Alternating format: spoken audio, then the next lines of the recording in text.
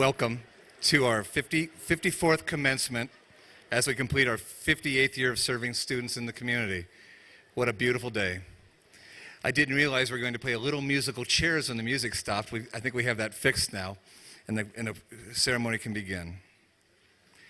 There's always a calm hush beneath this amazing tent as we begin our ceremony, even though we're filled all with such stirring emotions of pride and love and family and community as we start, and of memory and friends as we think of our own lives and the ceremonies that mark the rites of passage through the course of life.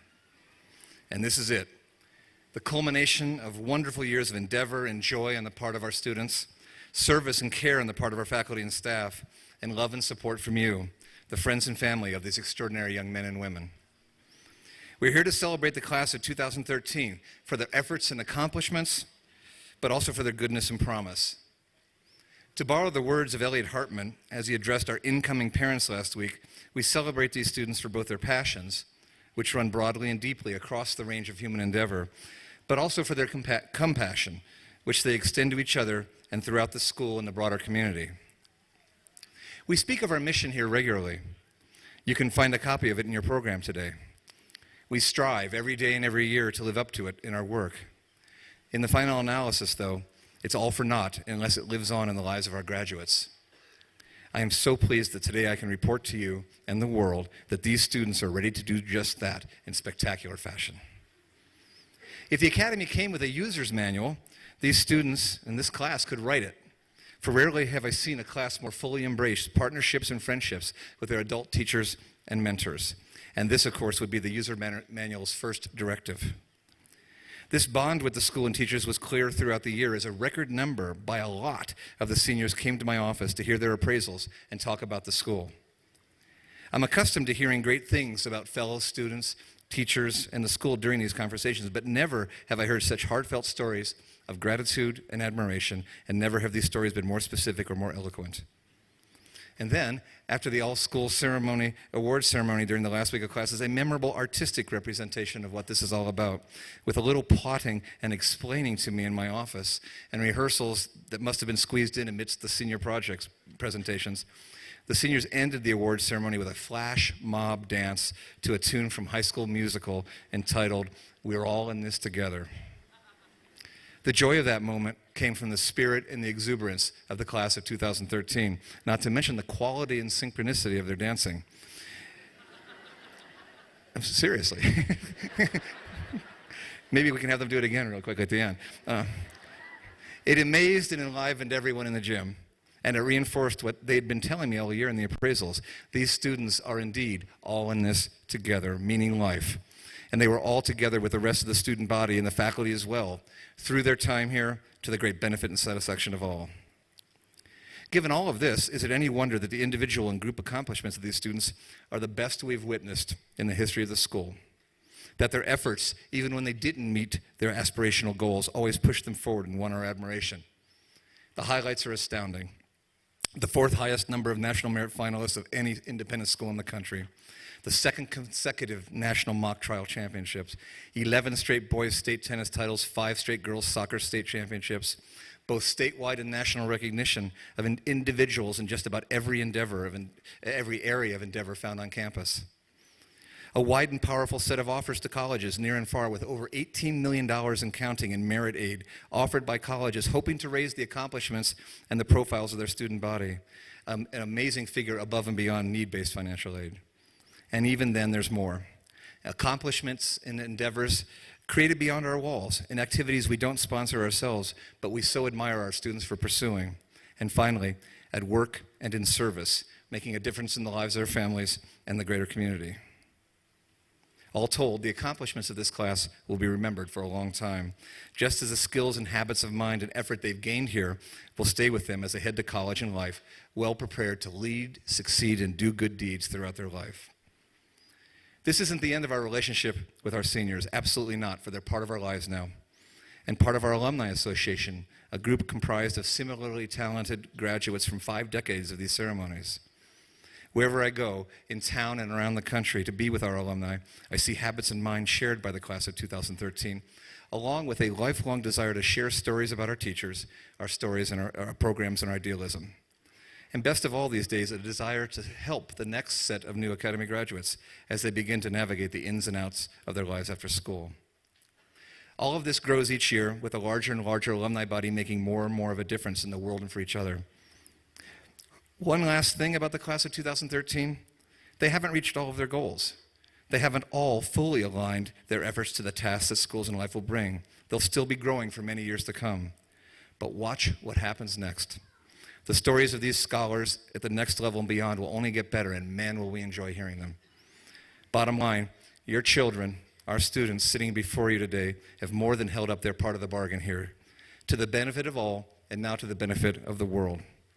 They've created greatness and beauty and have been surrounded by the greatness and beauty of others, and the best is yet to come. I and we are so proud to celebrate the graduation of this class with you, and we thank you for allowing us the privilege of serving them over their time at the Academy. Of course, the class of 2013 didn't do it on their own. As we share such warm feelings about them, I have to thank you, parents, grandparents, family members, and friends, for the support you've provided these students and for the support you've provided the school. You've done an amazing job in both your volunteer work and in your financial support of the school. And you sent us students so ready each day to benefit from the breadth of our programs and the care and wisdom of our teachers. As I often say in these presentations, I feel liberated by this parent body, by you. Liberated to innovate, liberated to correct mistakes when we make them, then try again. Liberated to dream of an improbable independent school like this, knowing that we have the full support of so many people here today and always as we work our hardest to support our mission in these students. It isn't just a liberating feeling, it's also fun to go through life together, exulting or suffering together at athletic games, enjoying exquisite student performances and expression, taking pride in these students, sharing talk of the college process and dreams for the future, and then, over time, marveling as the young men and women these students become as they move on in their careers and lives. So thank you, Academy families. You allow us to be great, and you're great friends as well. Other thanks are in order. The complexity of our school, the level of service we strive to provide, and the size of our campus, even the size of this ceremony, all demand the wisdom and hard work of so many good people in all aspects of the school. You know many of these folks, particularly the administrative assistants in each division, but there's so many others behind the scenes to ensure that nothing gets in the way of the best possible experience for our families. So, even though not all of these folks are here today, please join me in thanking all of our resource service team for the tireless support they provide our community throughout the year.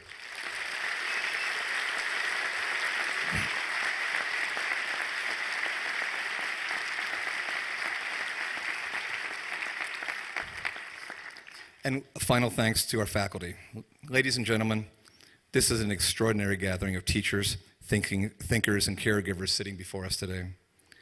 The educational world seems to be in chaos these days, with contradictory theories and policy coming at educators from all directions, profit and nonprofit, government and grassroots, despite the fact that right here on display, and in other great independent schools around the country, the enduring power of student-teacher connectedness in the study of the big ideas of civilization and the vital skills of today. It's proven to work day after day, year after year. It just takes talent and caring and effort, and a school culture that supports curiosity, endeavor, and caring.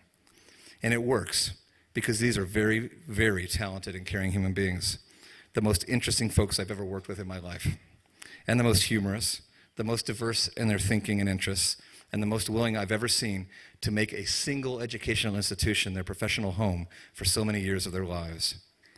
Students and guests, please join me in thanking the Albuquerque Academy faculty, from newcomer Nelia Golding to 48-year veteran Daryl Gage, and everyone in between.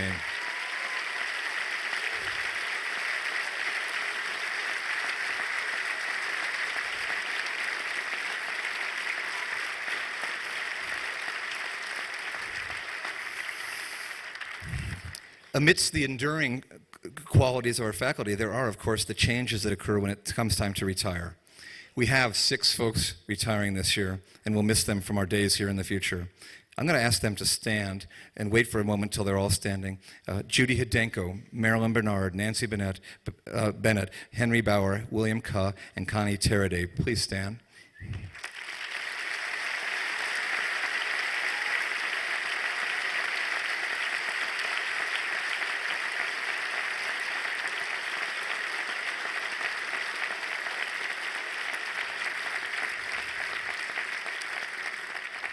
Such great community members and such great friends of all of us in the school. One more group deserves notice here today, our Board of Trustees sitting here in front. They are committed to your students through our mission with eyes firmly on the past and the expansion of our mission in the 1980s in order to serve the community more broadly, but also on the future and the complex financial, curricular, and community challenges that all schools face in our rapidly changing world. They are volunteers who devote an incredible amount of time and energy to the Academy solely out of their love of the school and a sense of responsibility to the community and the greater world. Please join me in thanking the folks ultimately charged with the future of Albuquerque Academy, our Board of Trustees, along with our Treasurer, Gary Gordon.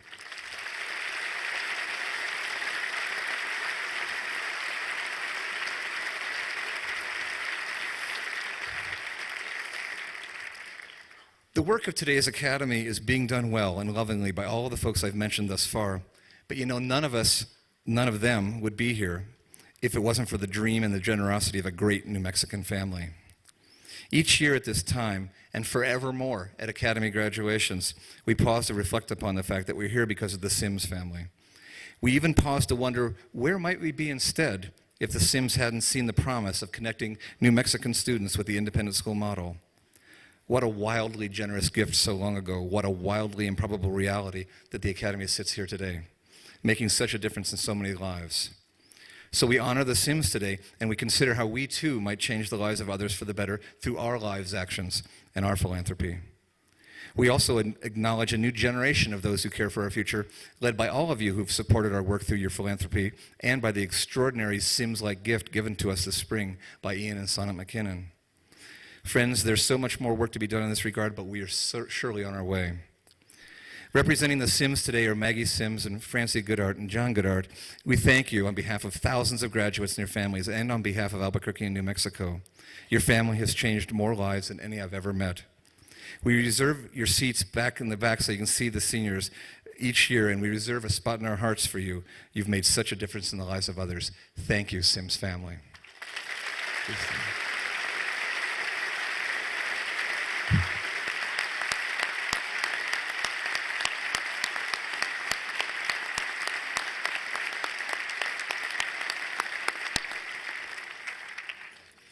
To close, seniors, the advice part.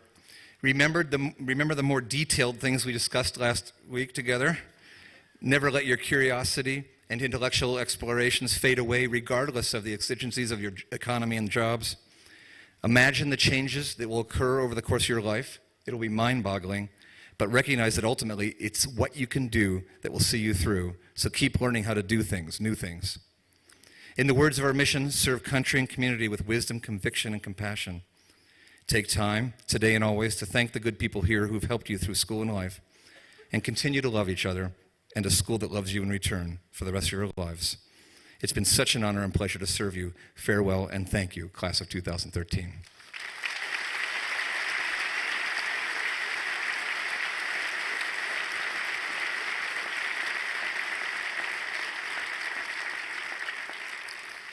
I'm pleased now to introduce our student speakers as they give voice one last time as students to the thoughts of their class. Our first speaker, Daniel Tehan, is our senior class co-president. Active and affable, Daniel is a successful scholar with a summer of work in an infectious disease microbiology lab in his background, along with impressive coursework. His curiosity has grown to an impressive level over his time here, and it leads him for now towards making a difference in health-related fields in the future.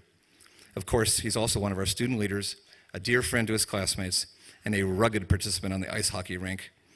We thank you for your leadership, Daniel, and we look forward to what you have to say.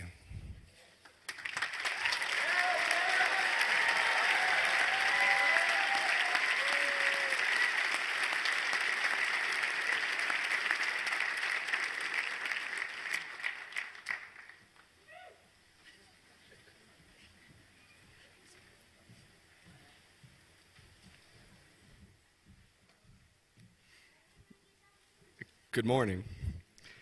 I'd like to start by giving a shout out to all the grandmothers watching on live stream.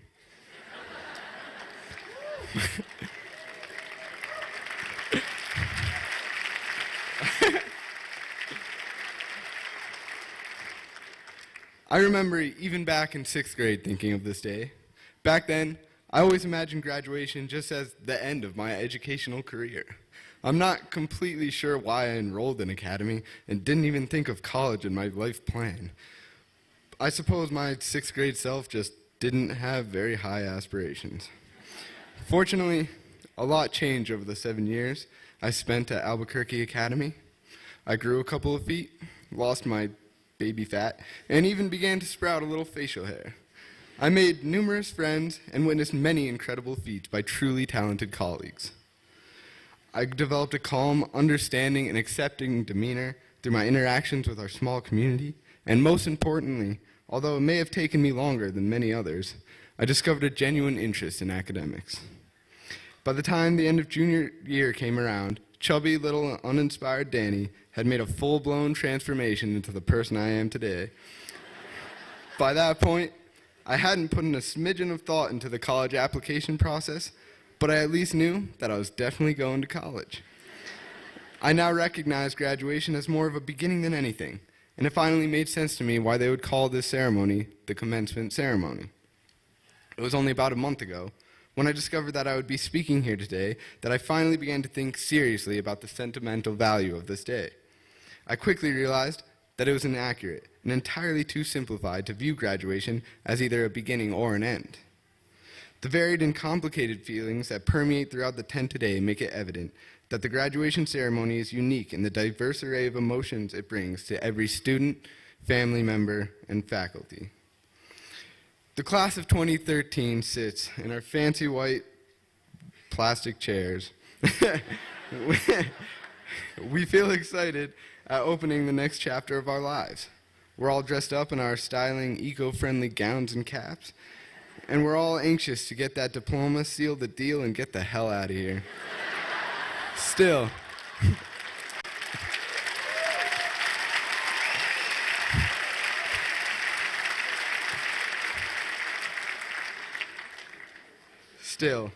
amongst all of the eagerness and excitement, there's an obvious hesitance present as our world begins to change so quickly. We think back on our 7 years at Academy, on both the good times and the bad. We remember things like that exciting morning in the 8th grade commons, watching the epic cat fight of '09, and that slightly shameful afternoon that followed, when we got reprimanded for just kind of sitting there and watching. We remember all the fun we had in our junior year powder puff dance, and the image of Garrett with cupcakes smashed in his dense forest of chest hair certainly has a special place in our minds. Those of us who partook in the dancing definitely remember spending the following few days cleaning oil and cupcake off the track and getting reprimanded for, as I understand it, being entirely too sexy. The number of memories we share is huge. Even so, there's a sense of disbelief that 7 years have actually passed since we arrived here. Because we're from Academy, we've all done the math in our heads. 7 years? That's 38.88% of our lives, we think quietly to ourselves. But not only is our time at Academy a large portion of our lives, it is a vital portion. Just like little chubby Danny, each one of us has made a transition. The personalities that we developed in this period of growth and self-discovery were molded by our interactions with our teachers and with our peers. For this reason, it is hard not to at least feel a little uneasy as our long period together comes to an abrupt end. Our parents sit staring at us with pride on their faces. They're excited to see their children matured and prepared to move into the world, but they too are hesitant on this day. Even they, who have a little more experience in the change that life brings, feel overwhelmed at the change this ceremony foreshadows. For some, it is their first time having a child move out. For others, it is their last, and they are nervous to find out how different life will be with an empty nest. Many have been waiting to see this day for years, and others are still relieved that their child actually made it to this day. What they all share is the fact that their child is moving out at the end of the summer. Now, while there might be a few sassy parents out there pretending to be excited not to have to deal with our shenanigans anymore, everyone knows deep down that they are going to miss us. It is this sentiment, shared by all of the parents here, that competes with the excitement and happiness of graduation. The teachers and faculty, I imagine, are absolutely devastated because they are about to lose the precious gem that is the class of 2013.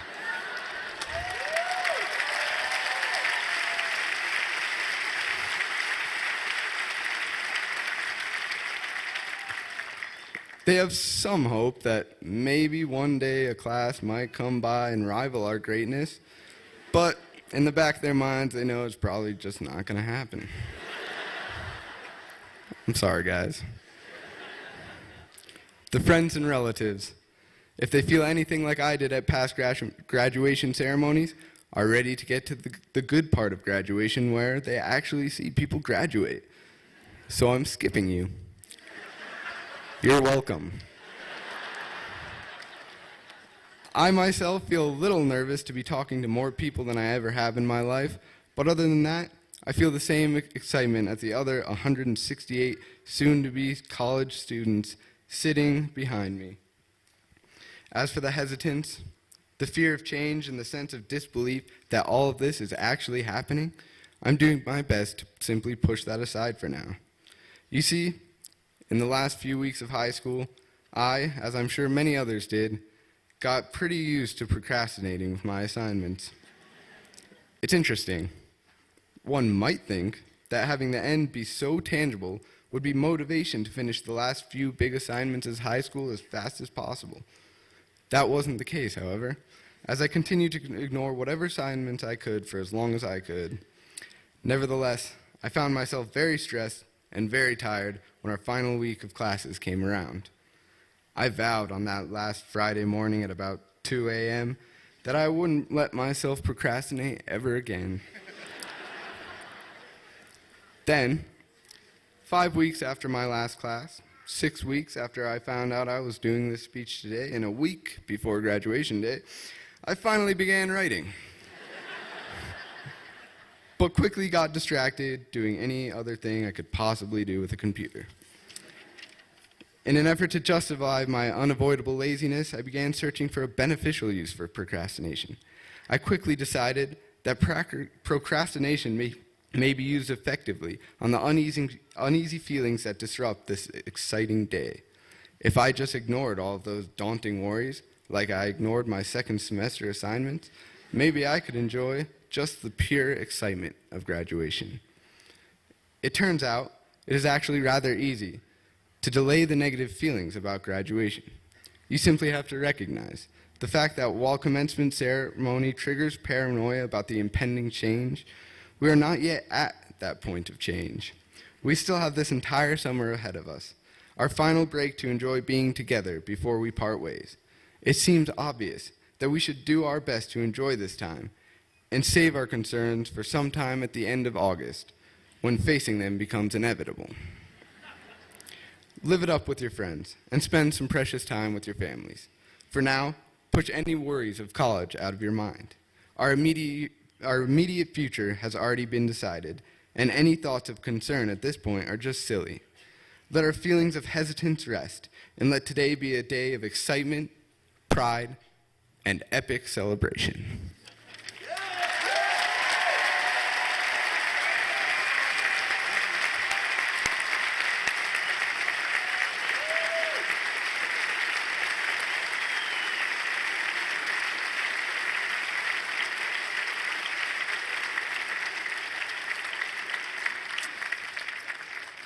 Good job, Daniel. We will miss you. We're pleased that you are worried about us. We'll try to carry on. Next, it seems we have a tradition starting here, a graduation speech by a member of the Kassam family. Unfortunately, the tradition ends now, at least in this generation, with the youngest member of the family, Samira. With spirit, grace, and caring, Samira's given herself completely to our community and her classmates this year, steadfast in her beliefs about what a good community can be. At the same time, she's excelled in the classroom, in her speech and debate activities, in her outside political activism, in our service program, and when called upon late in the year as one of our witnesses in the mock trial team that took that national championship in Indianapolis. In her testimony at the championship, she turned a business owner named Cash Profit, whose propane tanks had unfortunately blown up a local theater, into the most sympathetic character you could imagine. Opposing counsel simply couldn't make anything stick to her. But memories of Samira will certainly stick. We can't wait to hear what she has to say for us today.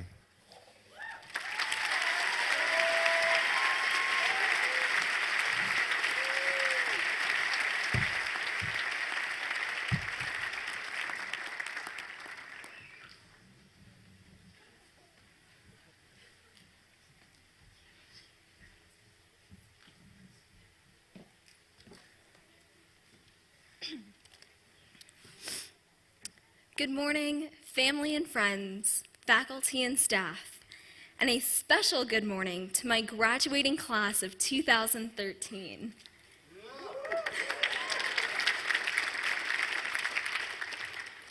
Before I begin, I would like to take this opportunity to convey on behalf of my entire class our deepest and most sincere appreciation to our beloved family, friends, and teachers. Without your unconditional love and support for each and every one of us, my classmates and I would not be the people we are today. Not only have you been our mentors, coaches, disciplinarians, and friends, you have also supported us, guided us, and believed in us. You are all each in our hearts and thoughts as we celebrate the culmination of our time here at the Academy. We will always love and thank you. We would also like to thank the parent volunteers who spent countless hours coordinating our wonderful Senior Week activities. Thank you. My dear class of 2013, as we gather here today this morning, I have thought long and hard about what meaningful thing I can say to you all that can summarize our shared experiences over the many years we've spent together on this campus. However, I quickly came to realize that no one word, memory, or even speech can capture the lessons we have learned and the memories we have made together. So rather than trying to tell you something about a future I don't know any more about than you, I'd instead like to take just a few minutes to look back and remind ourselves of the community that we have become a part of and the significance of the lasting friendships we have made. If there is one thing I've learned during my time here at the Academy, it is that the spirit of community resonates in all aspects of life here as we dedicate ourselves to the service of our community and country by virtue of our commitment to excellence, our purposeful conviction, and the respect and compassion we demonstrate towards one another. Through each of our unique yet similar journeys up the path, we have developed a familial sense of attachment to the school and to each other. The relationships we formed over the years are similar to those of a typical family, where siblings bicker but unconditionally love and support one another. Quirky relatives, or in our case, teachers, impart upon us important life lessons, and we as individuals grow. There is a saying, families are like fudge, mostly sweet, but with a few nuts. While in our case, we may have more than a few nuts and our fair share of friendly fighting, there is no denying that we have indeed become a part of this family through our shared experiences, shared values, and our time spent together creating lasting memories. Whether it is teaching one another important life lessons, such as how to tie a tie in the senior commons, or embracing our mischievous tendencies by tying the backpacks of underclassmen together, or even passing the blame to one another as Doc Mike confronts us after continuously hitting her window with hacky sacks. We have truly embraced the special bond that siblings share. Memories of assisting Miss Lydon fill Mr. Smith's office with balloons, stuffing each other into lockers in Brown Hall, and playing kill-ball on the Harper Memorial Field during Diversity Day will always bring smiles to our faces and serve as a reminder of the family that we are all a part of. from winning the homecoming Powder Puff football game by executing flag football plays cleverly named Mac and Cheese and Justin Bieber. Yeah, don't try to hide it. We all had that Bieber fever. To dressing up for the many read-out basketball games to support our fellow classmates, despite resembling Dr. Seuss characters.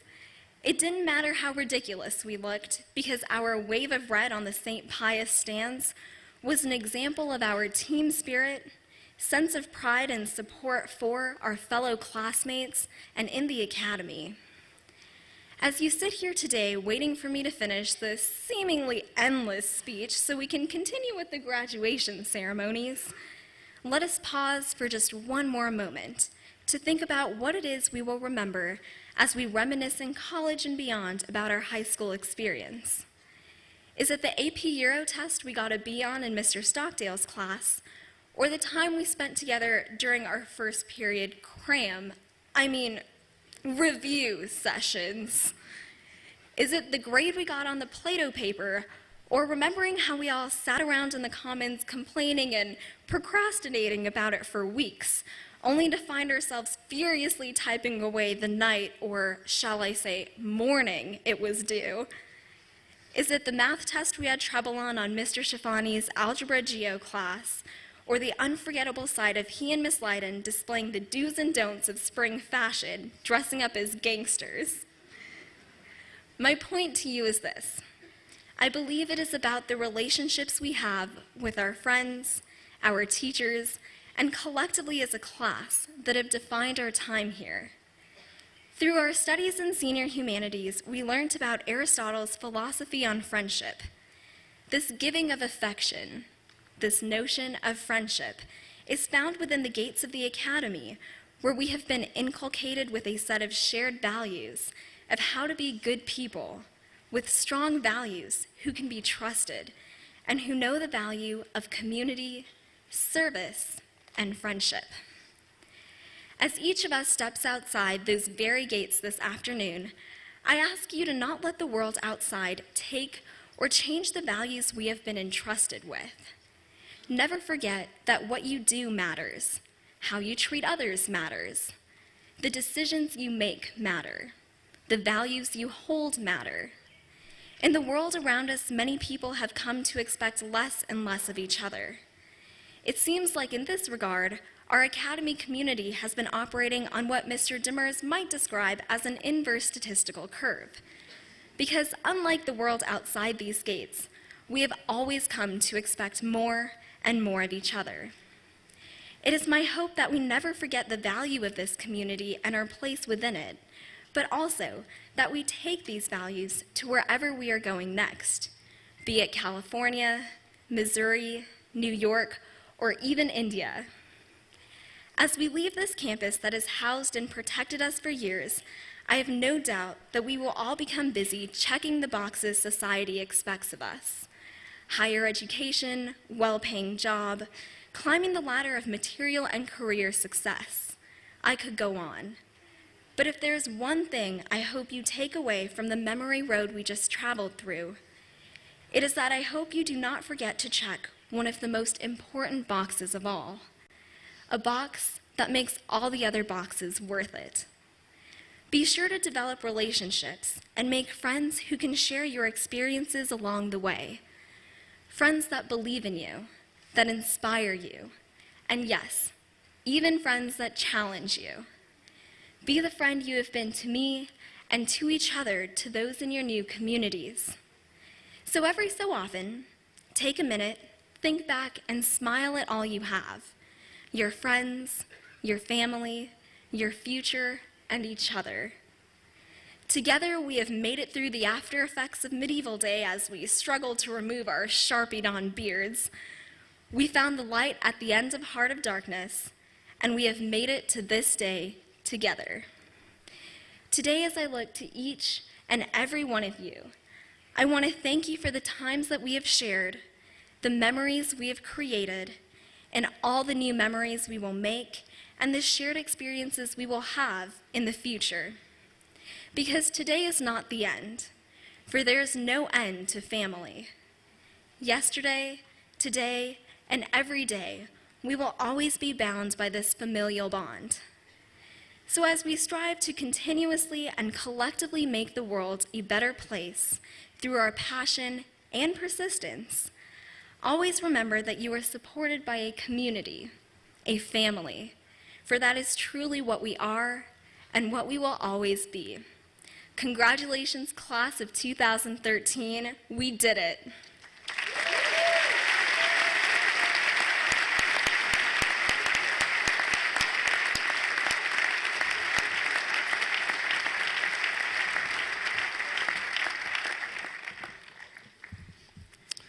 So a number of things jump out immediately as you read Brian Weiss's introduction in our program. First, that he's been highly successful in one of the most competitive arenas for competition in our country, coaching and intercollegiate athletics. Second, that he has been sought by and he seeks collegiate settings of excellence where there's an understanding of the scholar part of scholar athlete. This mirrors his own academic experience at the academy and then at Dartmouth. Next, that he has a sense of humor and a love for our home here in Albuquerque. The comment he made about not having a Dion's in D.C.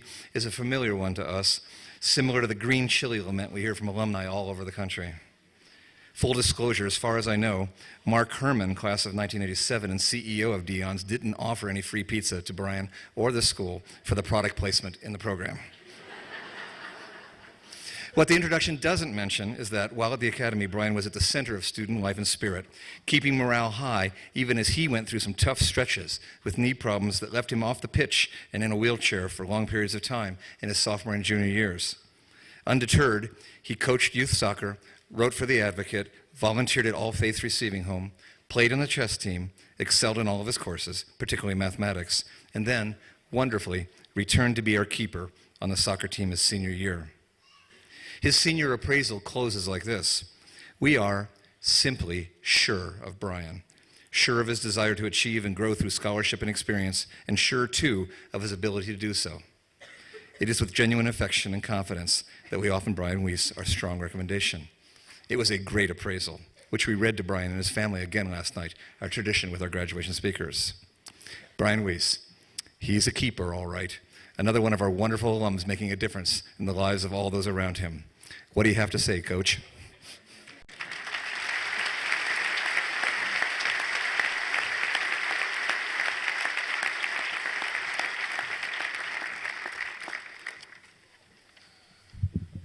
I'm glad you guys were sure of me, because I wasn't at that time.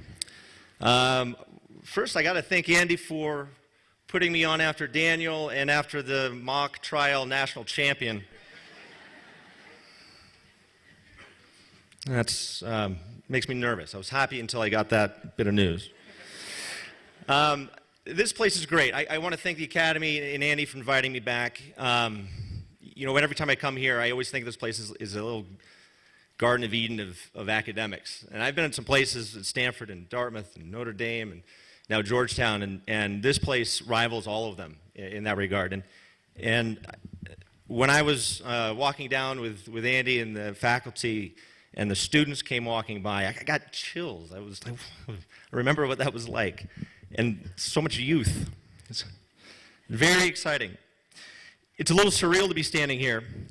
When my 11-year-old daughter heard that I was invited to come here this weekend, like only a prepubescent girl can do, asked, "How many people did they ask before you?"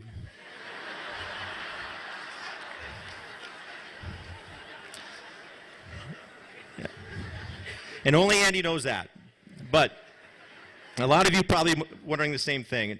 My strengths have never really been in the academic realm.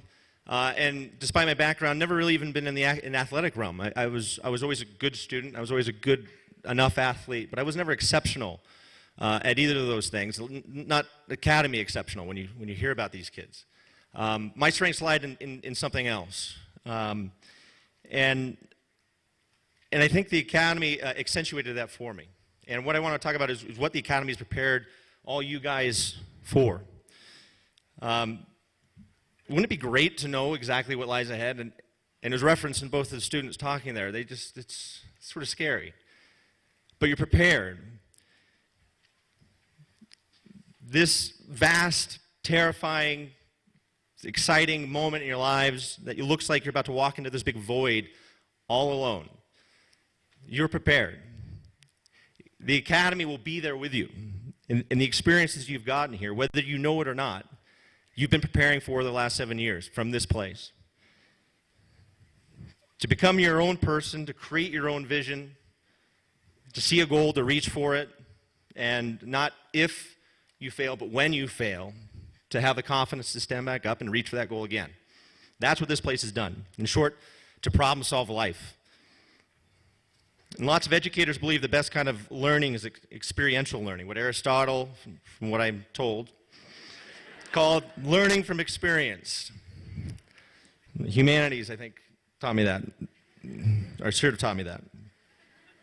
The Academy has been the forefront of this since 1955, since its inception, and I can think of no better example of this than the Bear Canyon experience. And I've been talking to Andy and some of the faculty about what you guys do now for Bear Canyon, and it's a little disappointing. We were subjected to Bear Canyon. First of all, Bear Canyon, if you're a 6th grader and you're being told you're going to Bear Canyon, I think we own this. Can't we change it to like Teddy Bear Canyon or something to alleviate a little bit of that angst? When we went for 2 days. And it's the 6th graders, we went for 2 days. And in 7th grade, they sent us there for a week. And I wasn't sure what the teachers were doing when we were gone for a week, but I'm sure they were quite happy we were gone. But we went for 5 full days. It's 7th grade. To Bear Canyon. They protected us with tarps at night, so it's okay. Regardless, that was one of the best experiences that I had at the Academy. And all it took was one rainy night with a poorly prepared tarp to make some substantial changes to my concept of preparation. And I want to talk about the Wednesday of that week-long trip, the Wednesday night, Wednesday evening. We had what I think would be maybe the most impactful moment on that Bear Canyon experience. Some 28 years later, we were broken off into boys and girls. Our trip leader said, "Girls, you go that way with her, and I'll take the boys over here. Let's sit down. We got to talk. It's Wednesday night. Let me talk to you about the importance of having bowel movements." How many of you have had one since we left 3 days ago Monday morning? Now, that moment was interesting because not one person wanted to look at anybody else. Everybody looked down. Nobody wanted to say that no one had, even though we'd been given instructions as to how. So what did our trip leader do? He went into his bag. He pulled out one single roll of white, single-ply toilet paper. He didn't say anything, but he held it there, and he just held it. And he just waited. And it was a long, long wait. And something unthinkable happened to me because I reached out my hand and said, "I'll do it." So off I went to the appropriate place, try to find a good setup, and I, as per the instructions, I dug the heel into the ground, dug out that big hole. I grabbed onto a sturdy tree branch. They said sturdy. And I aligned myself as best I could. I knew ahead of time that was going to be important. Now, this member was at the end of the day on this Wednesday, and the sun was setting. It was one of these beautiful low suns on and I realized, of course, that after I had set myself up and was beginning the process, that I had set myself up with my back to sun and was forced to look at the process unfold as the shadows projected it in comically large silhouette upon the face of the Sandia Mountains. It was a terrible, but at the same time oddly glorious sight. So I went back to the group. I had the roll of toilet paperless. I gave him one of those. It's not a big deal. And right away, the rest of the boys started fighting over who's going to be the next to be able to use it and run off and do their thing. It was a typically academy moment. Not being told what to do, but rather having the table set for students to take ownership of the task. I did have an advantage over my peers in that I grew up in an environment where we had to figure it out kind of mentality. My dad, who's one of the smartest people I know, had a very much of a do it and see what happens philosophy. And he would rather have us ask the necessary questions than to be told what the answers were. And an example, to give you a quick example, when I was young, back in the day that the cars had these cigarette lighters, there were car chargers now go plug into, and you depress it in, and then it would heat up this little coil element and turn red hot and pop out, so you could light your cigarette with it. And we didn't smoke as a family, so we didn't really ever use it. But I was in the back seat, and my brother was in the front seat with my dad driving, and my brother asked the question, would it hurt if I touched that coil? And my father said, well, why don't you touch it and find out? So it's hard to know what's more alarming, his parenting or the fact that my brother decided to reach out and touch the coil. It's not an atypical story in my upbringing. But the academy taught me this lesson again and again. When I was in the wheelchair, I had teachers like Alan Braspier and coaches like Mike Brown, Mike Nadler, who encouraged me to find ways to stay involved with the teams, even though I couldn't compete in the sport. I had an English teacher, Francis Robertson, who encouraged me to embrace my wheelchair at that time as a prop while I was reading the role of Juliet.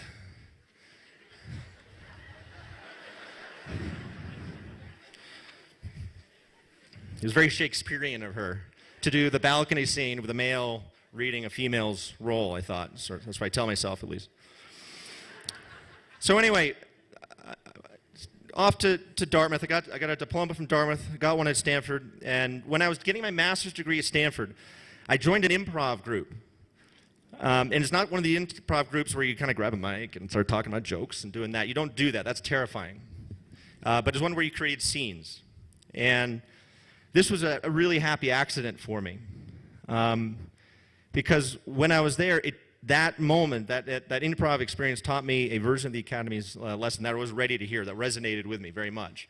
And that was that it's okay to take risks in public when you don't know what to say, when you don't know what the script is going to be. You had to be incredibly brave to step onto a stage with a full audience of people looking at you, waiting to be entertained, and having absolutely no idea what you were going to say or how you're going to accomplish that. It also reinforced in me the valuable lesson that I use pretty much every day in what I do as a coach. And trusting the people I was working with to lead and to collaborate with those same people. Now think about that. How do you lead and collaborate?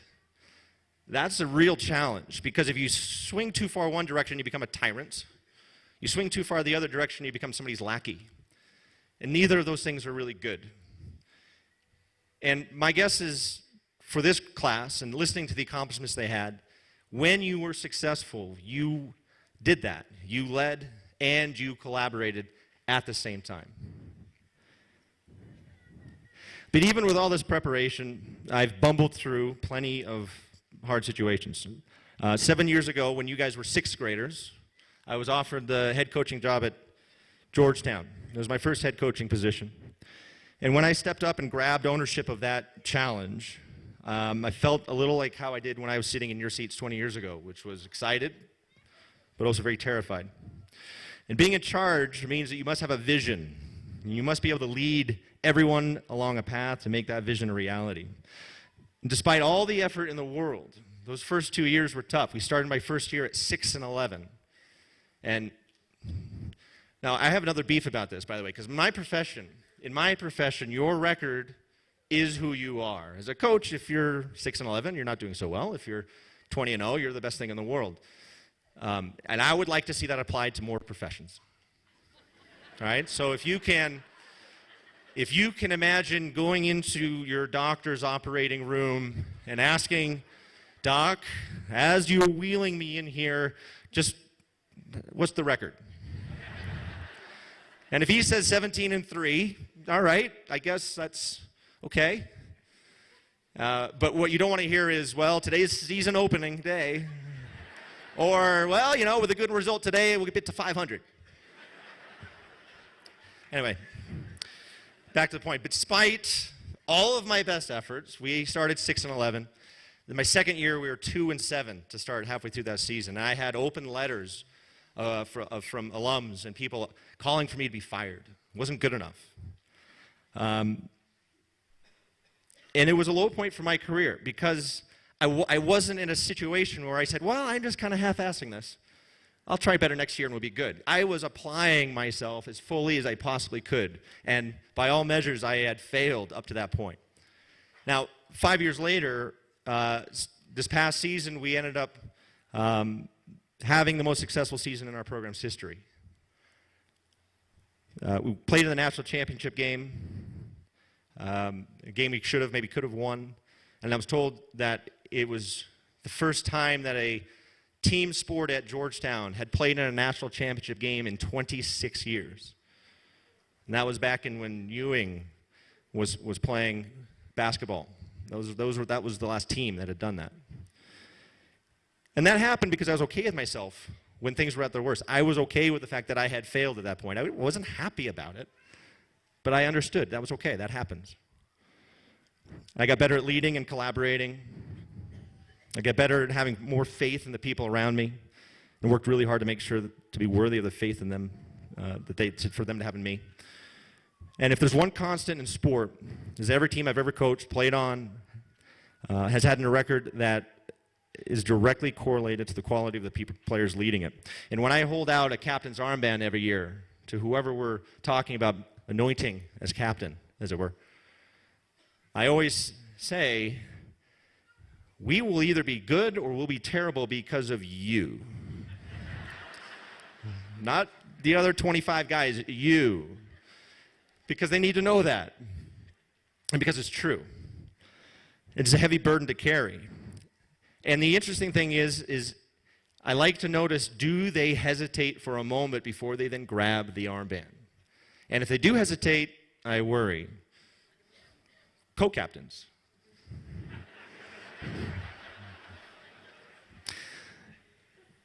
If they don't waver, then neither do I. And last season, our best season, we had some of the best leaders I've ever coached. And since soccer, being a soccer coach is nothing more than being a teacher with a farmer's tan. I try to train the team with the Academy's tenet in mind. Every practice is designed with a theme and structured in a familiar way to solve the problem. I don't say too much during practice, except unless I have to keep them on point.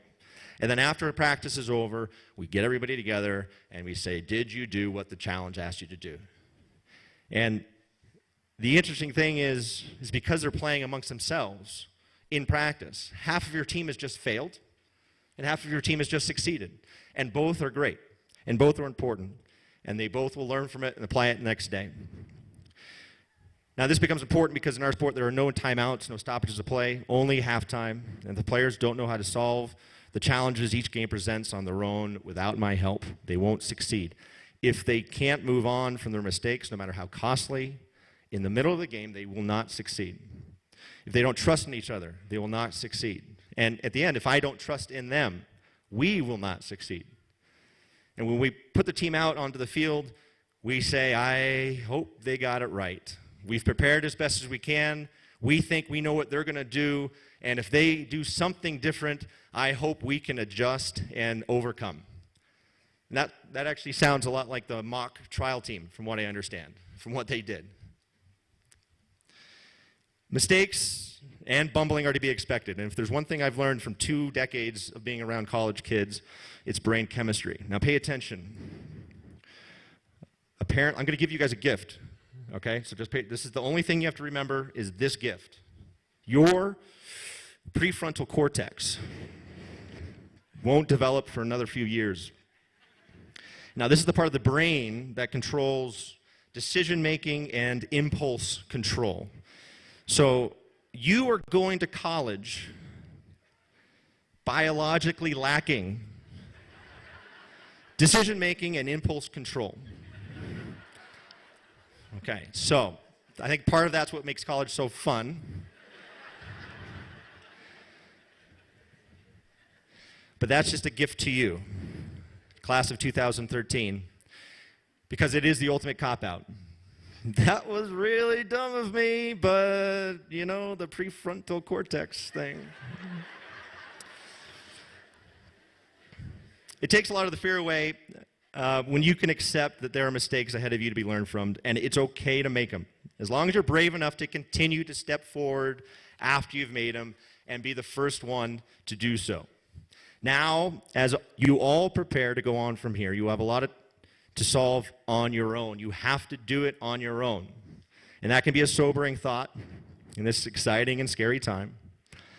But have faith that this place, the Albuquerque Academy, has prepared you perhaps better than anywhere else in the country to do this. And when you hold out your hand today, receive that hard-earned diploma, know that it represents a lifelong reminder that the Academy will be with you as you walk into that void and that you are ready. So don't hesitate to grab that armband when it's presented. Don't hesitate to step out onto the stage. Don't hesitate to shape the vision of your group. Or even be the first to grab that roll of single-ply toilet paper. Okay? So, good luck, class of 2013. Keep your fingers out of lighters. Proud of you guys.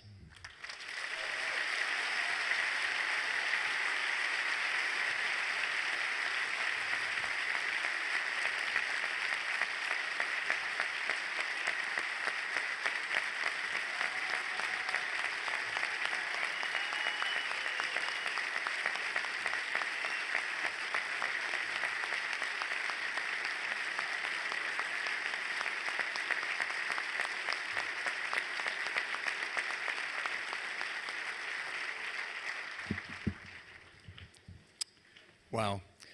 Thank you, Brian. I can see how you've influenced teams in every community you've lived in. You've left such a mark in so many places, including Bear Canyon, apparently. It's now my pleasure to announce the winners of 3 Graduation Day Student Awards and then 2 Faculty Awards. We honor the entire senior class and the entire faculty as we give these awards to outstanding representatives of each group. Associate Head of School Don Smith will assist me with these presentations. Our first award is the Class Scholar Award, presented to the senior attaining the highest overall academic record. This year's recipient, and also one of our country's presidential scholars, is Robert Chen.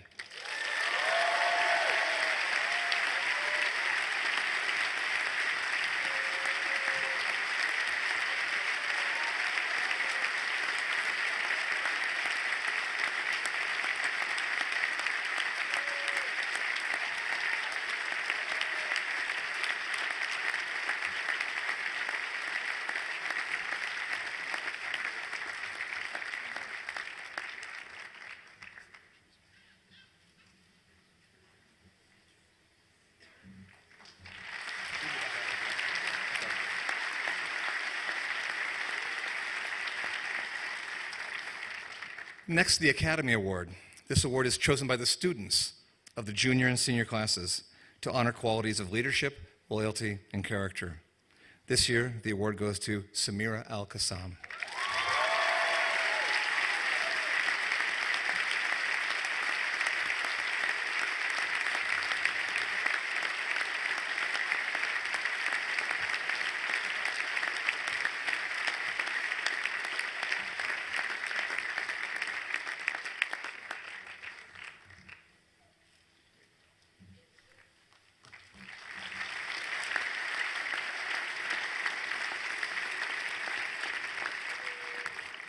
The Head of School Award is presented to a student who exemplifies the ideal of the Academy through spirit, citizenship, and contribution to the life of the school.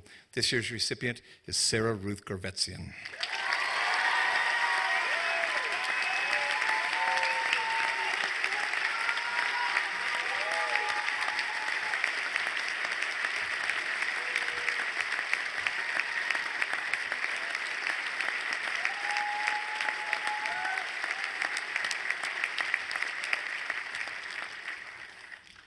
Our first faculty award is the FX Slevin Award for Outstanding Teaching.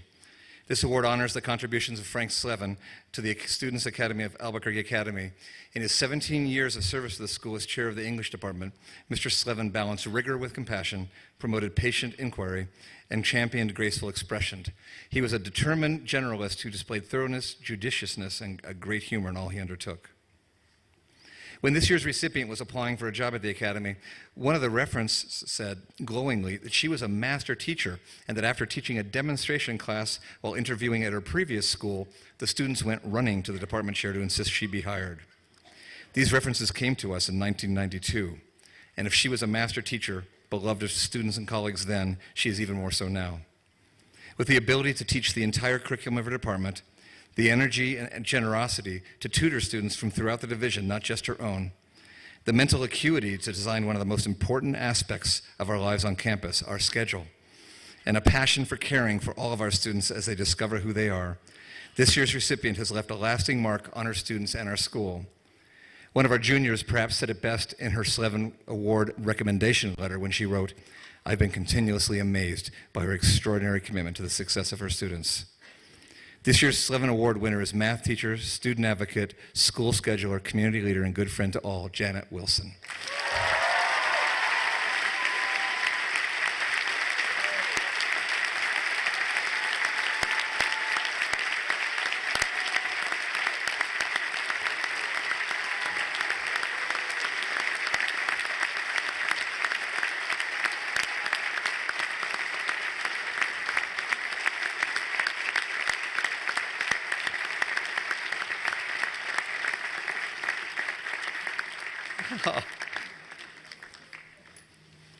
The Gage Award. Our second faculty award was inaugurated 7 years ago to honor both faculty member Daryl Gage and a colleague whose life at the Academy mirrors the quality that Daryl arrived with from St. Louis in 1965. Qualities that remain today as his legacy of teaching and collegiality continues. I'd like to ask our senior faculty member Daryl Gage to join me on stage as we continue this tradition.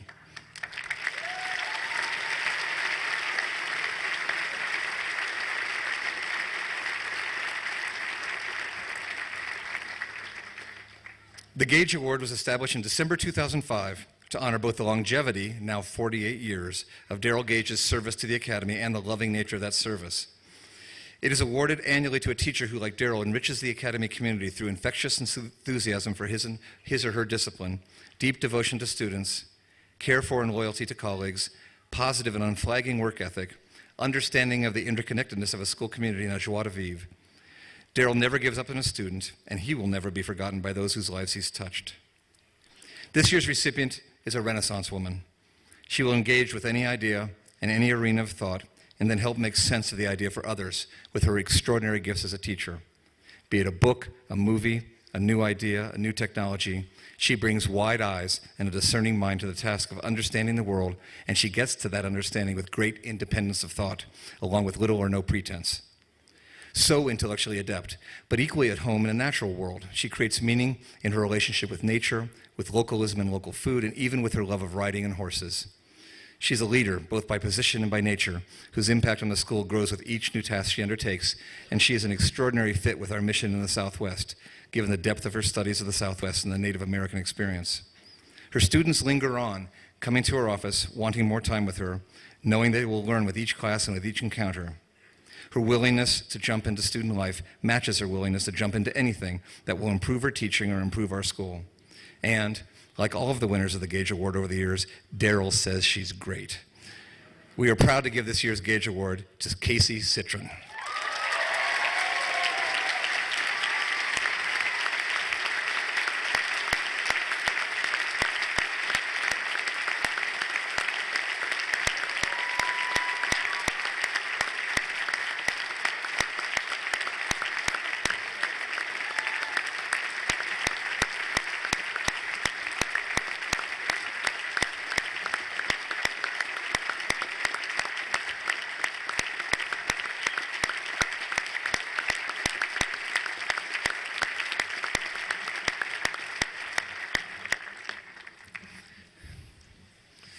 And now the reason we've gathered. Assisting with the diploma presentation will be Associate Head of School and Division Head Don Smith, Assistant Head of School Stephanie Lipkowitz, Division Heads Sonia Roth, Kristen Neen, and Martha Palmer, Dean of Students David Kim, and Senior Class Dean Michael Sullivan, with Sonia Roth taking on the daunting task of the heard for the first time only recently pronunciation of so many middle names from around the region and the world.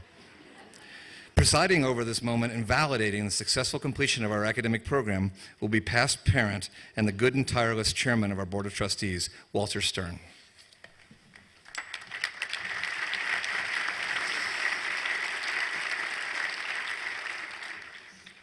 The Academy's mission states in part, we believe that children's lives change when their natural passion for learning is nurtured and transformed into habits of lifelong learning and reflection.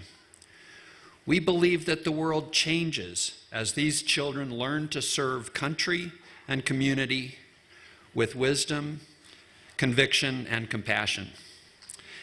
As I make the following declaration, we entrust the Academy's mission to you, our new graduates, no longer children, but now young men and women, with the clear-eyed, and yes, I think in some cases misty-eyed belief that you will indeed serve our country, our community, and our world with that wisdom, conviction, and compassion. By the power vested in me by the Board of Trustees of the Albuquerque Academy, I hereby declare the members of the class of 2013 have fulfilled their requirements and are now to be forever known as graduates of the Albuquerque Academy. Congratulations.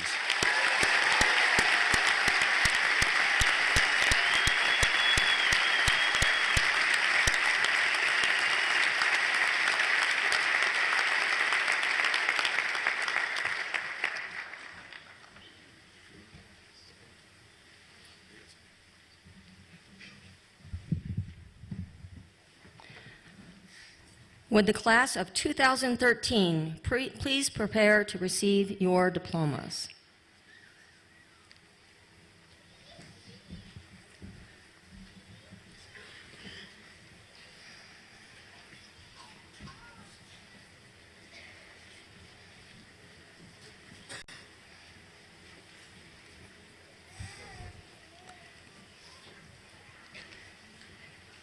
Andrew Manuel Alba.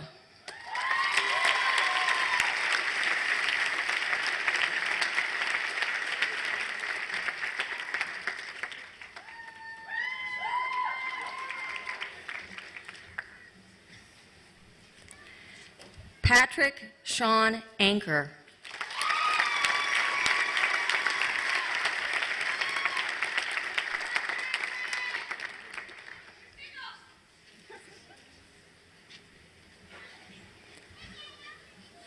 Annika Yana Apostolon.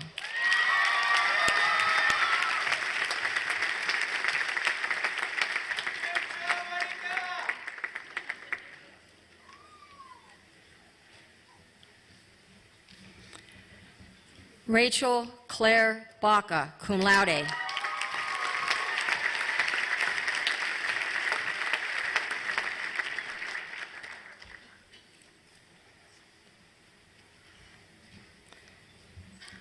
Mario Bustea Forte, cum laude.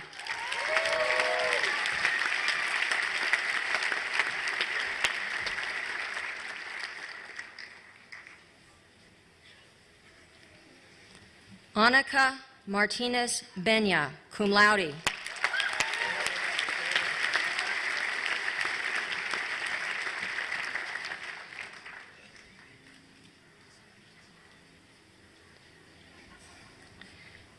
Samuel Donald Bray Burling.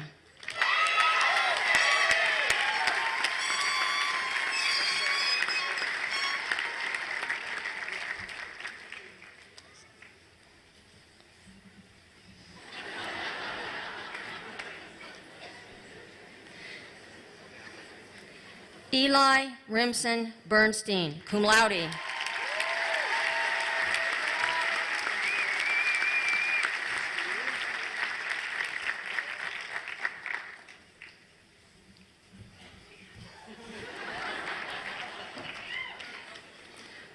Bo Dixon Bernacki.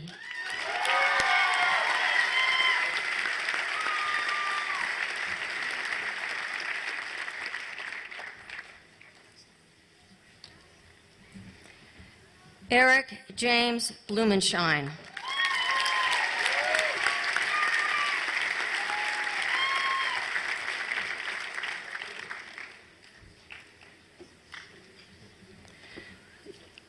Jordan Elise Bosoljevac.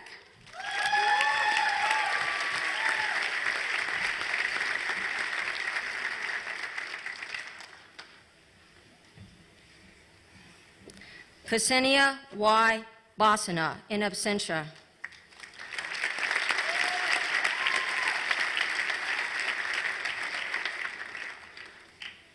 Ileana Urteza Bray, cum laude.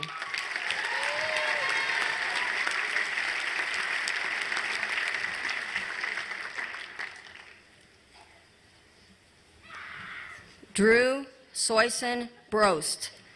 Faculty member Ellen Soyson will assist in awarding the diploma.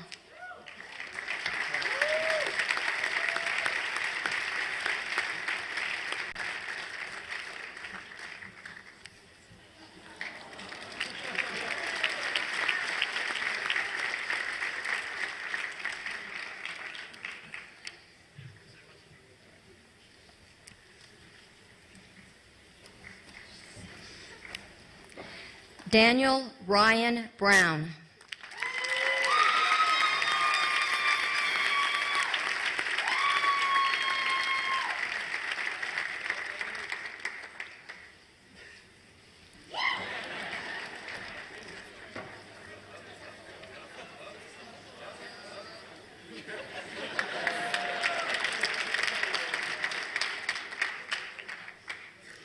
Cale Frederick Brown.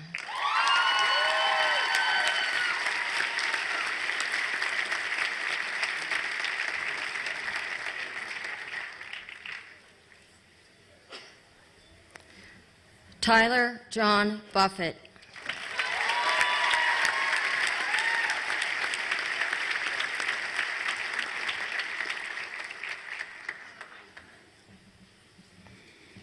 Jonathan Charles Call.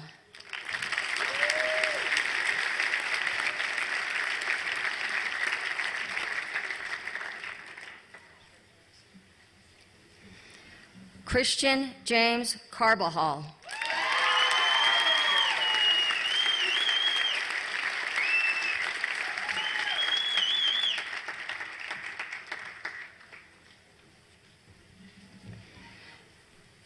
Andrew John Castillo.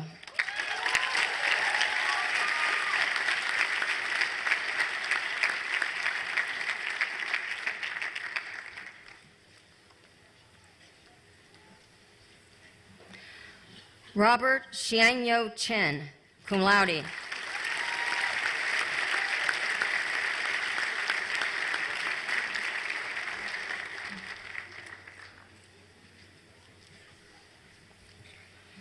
Casey Alexander Chapito.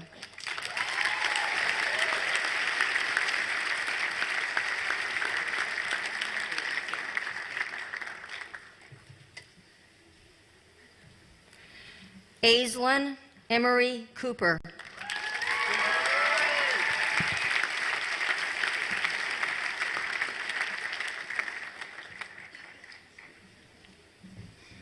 Andrea Catherine Corbett.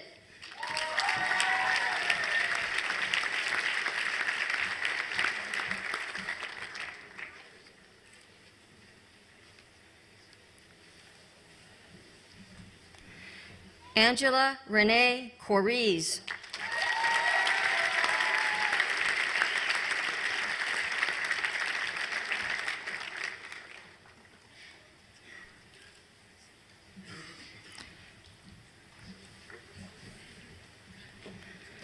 Joseph Edward Davis.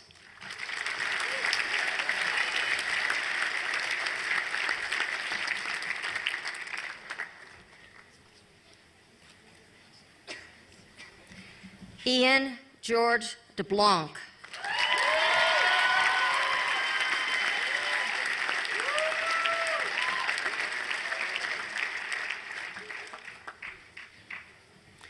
Garrett Lucas Delios.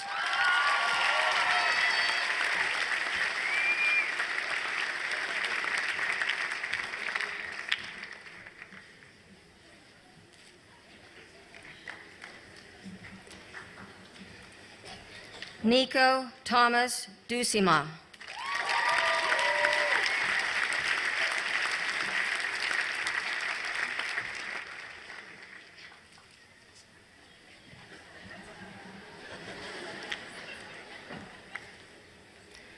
Morgan Gay Edwards Fligner.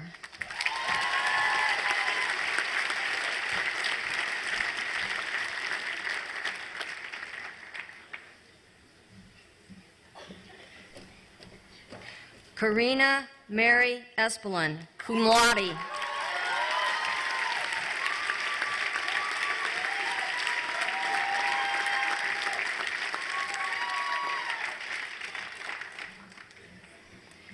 Mallory Evanoff, cum laude.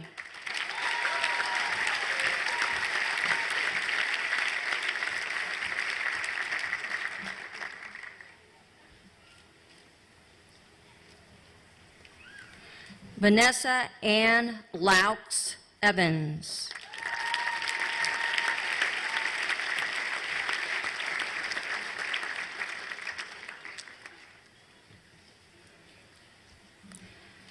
Mariah Ellen Everett, cum laude.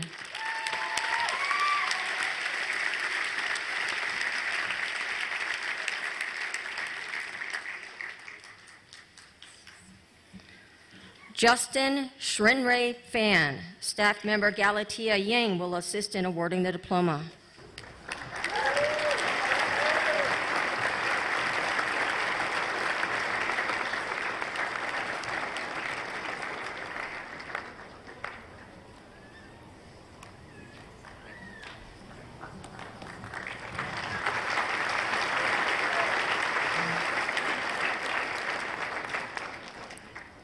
Morgan Teresa Fenton.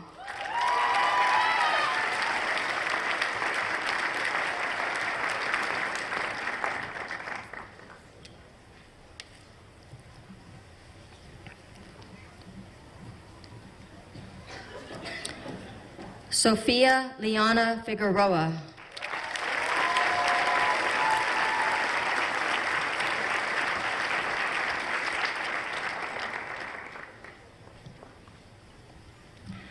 Sky Maria Elena Finley.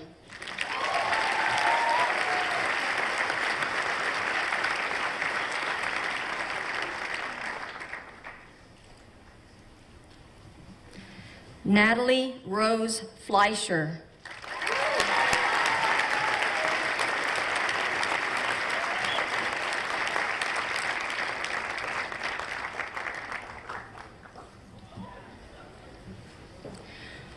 Jordan Malcolm Bernard Fonseca, cum laude.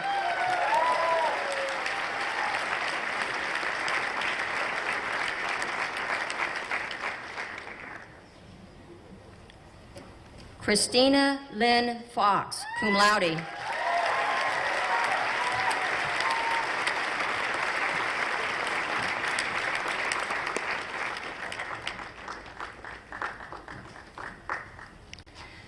Daniel Allen Fox.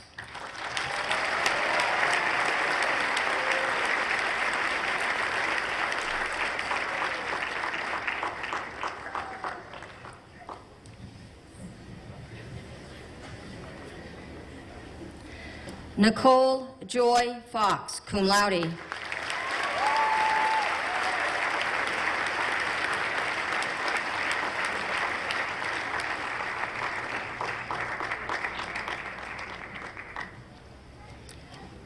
Alisa Rona Siegel Friedman, cum laude.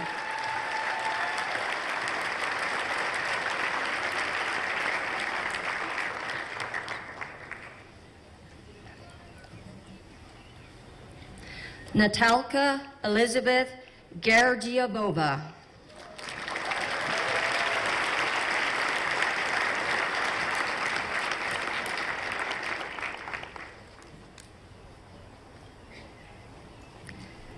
Alec Bradley Gordon.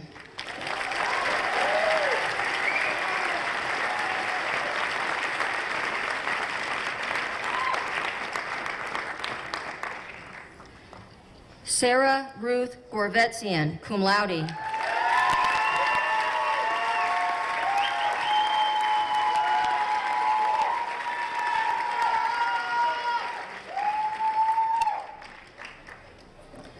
Rachel Marie Graham.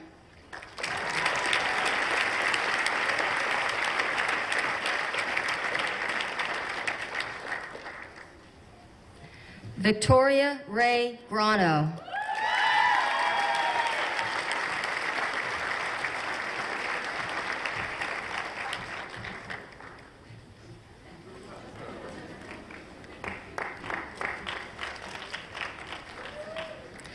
Travis Connor Green.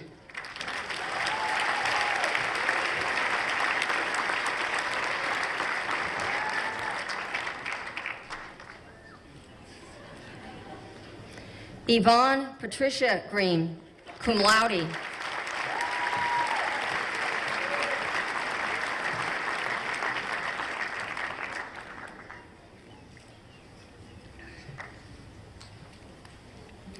Emily Faith Greenhouse.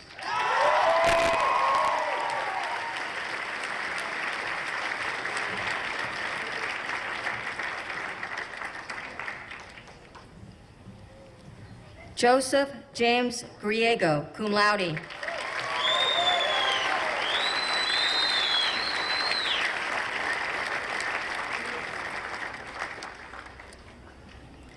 Alexandra Sasha Gross.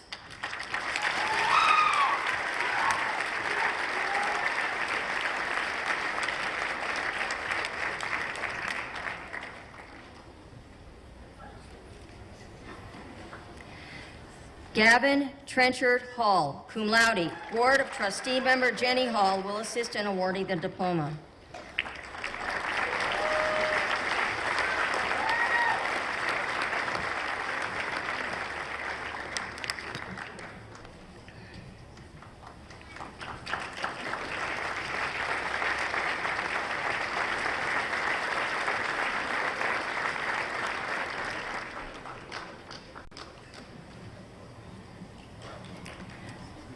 Andrew Monahan Hart, Jr.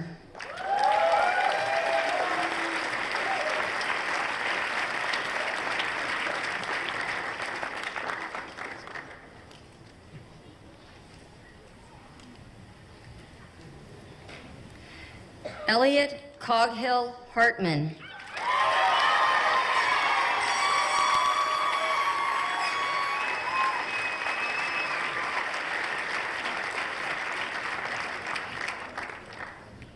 Morgan Maya Haynes.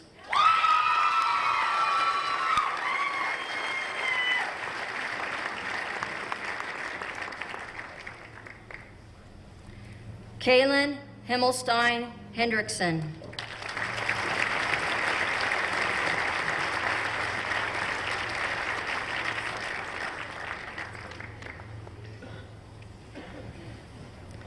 Jamie Marie Herrera. Faculty member Josie Herrera will assist in awarding the diploma.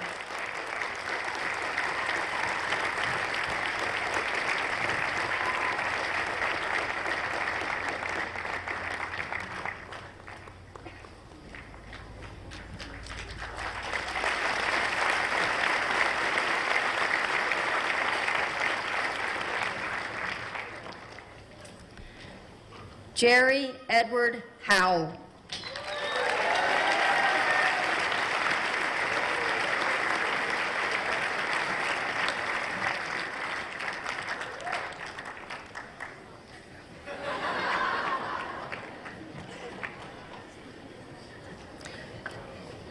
Kyle Evan Howard, cum laude.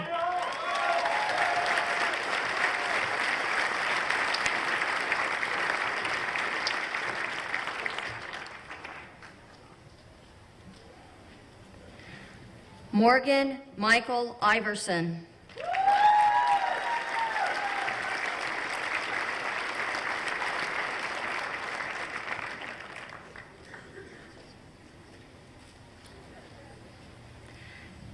Tess Isabel Imhoff.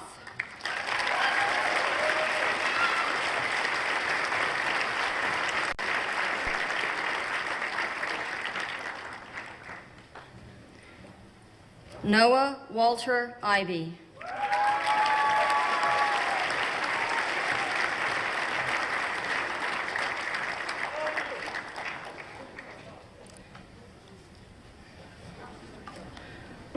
Zoe Christine Jerome.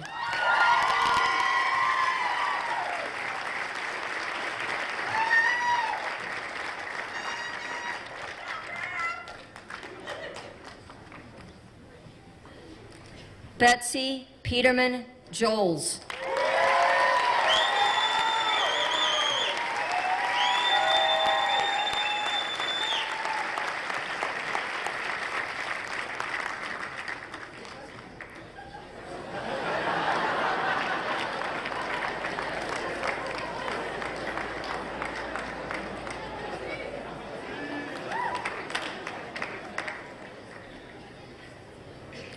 Michaela Martine Jones.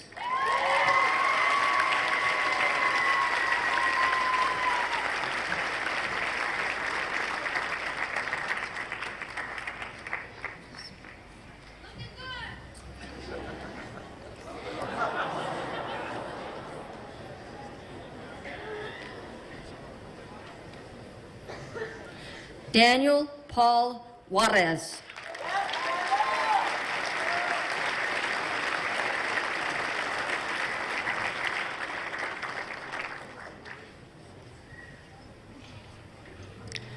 Samira Al-Qassam.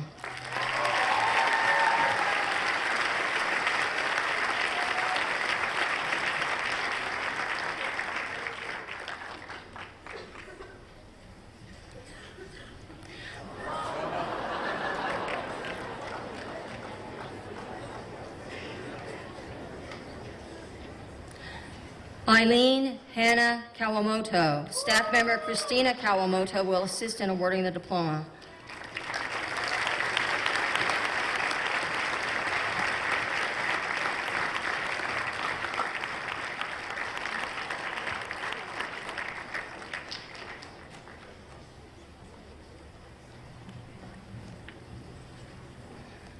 John Paul Langsfeld.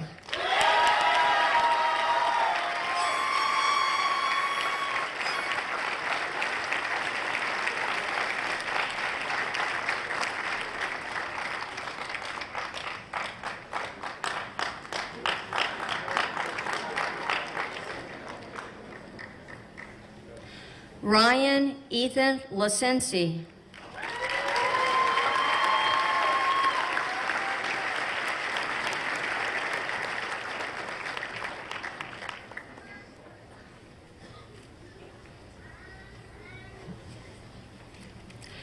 Alan Isaac Leba.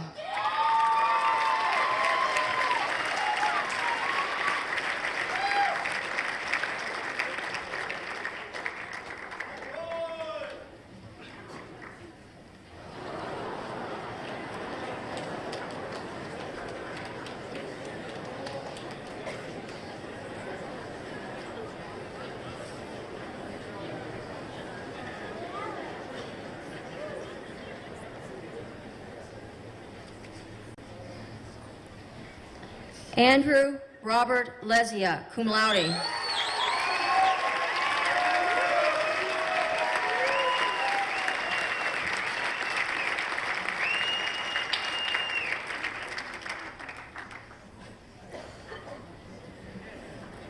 Hannah Kayun Liu.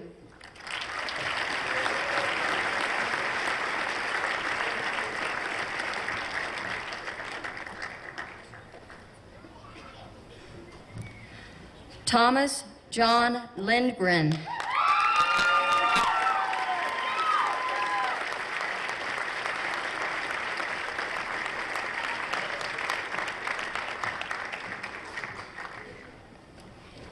Jason Dennis Leo.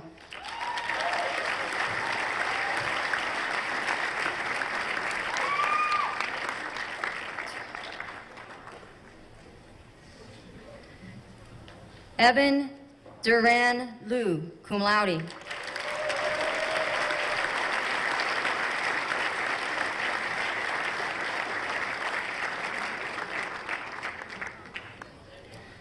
Alicia Ann Lockridge.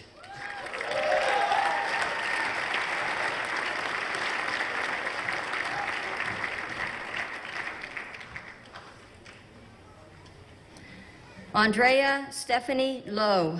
Oh, excuse me, I'm out of order. Okay. Sorry about that. J. Spencer Lotz.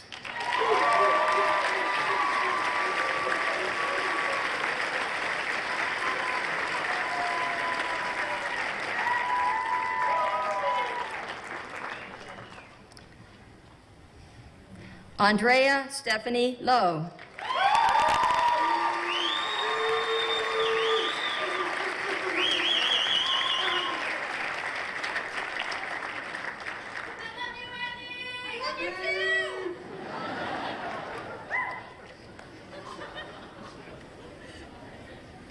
Alec Trey Lucero.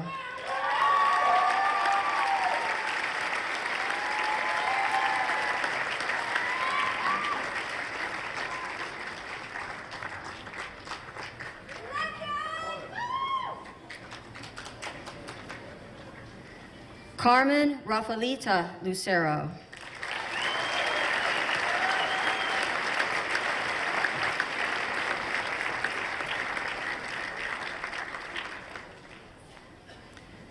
Jacqueline Ray Lucchini.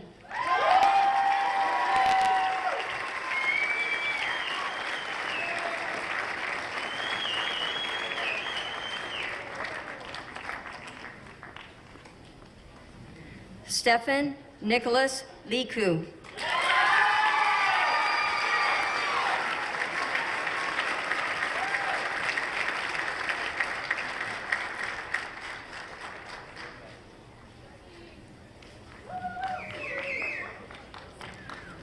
Whitney Jean Mahachek.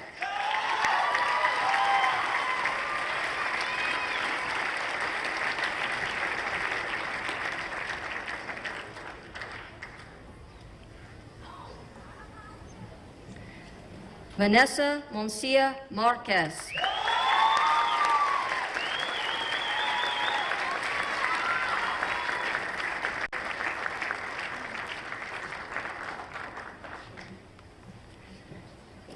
Blaze Lloyd Mariner. Faculty member Jean Mariner will assist in awarding the diploma.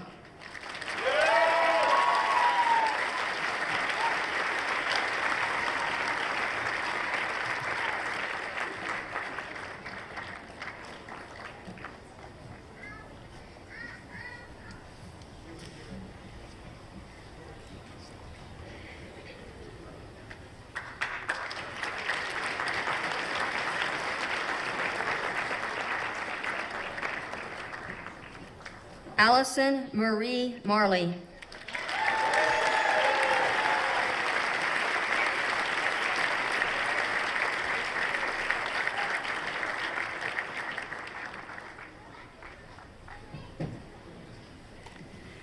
Simon Hans Peter Matson, cum laude.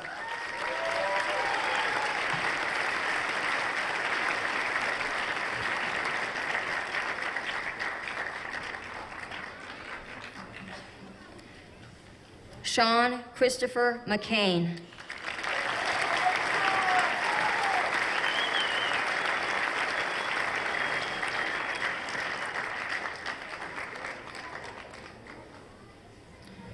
Brandon Thomas Meeks, cum laude.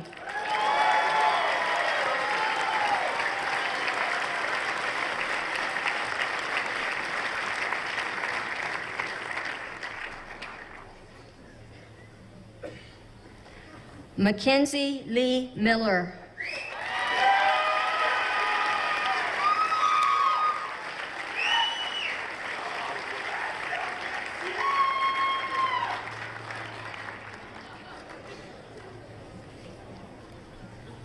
Masood Mersa.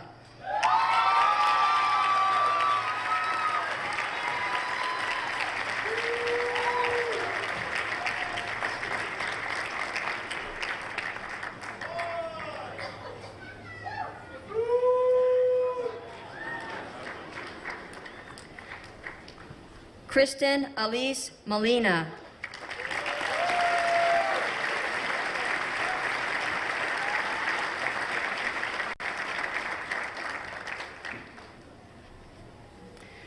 Jordan Monique Montoya.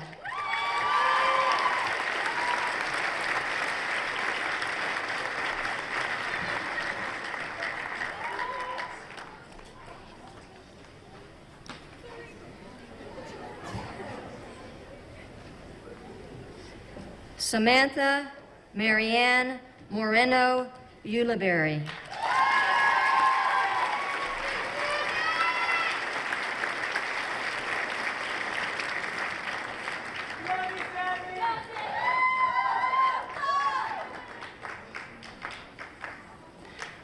Salina Louise Mufti. Staff member Adela Mufti will assist in awarding the diploma.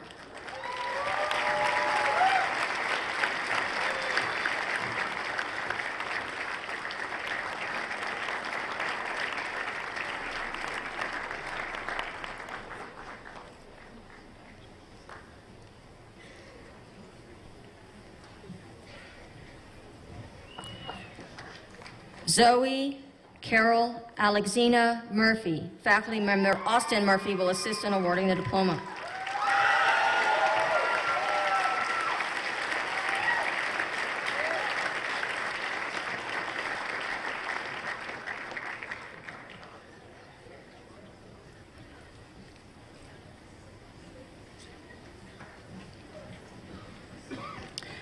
Sylvia Naw.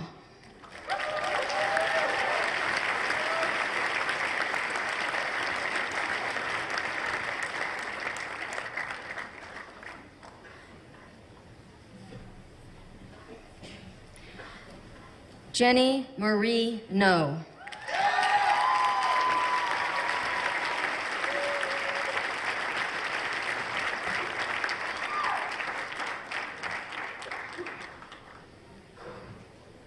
Blair Joan Nodelman.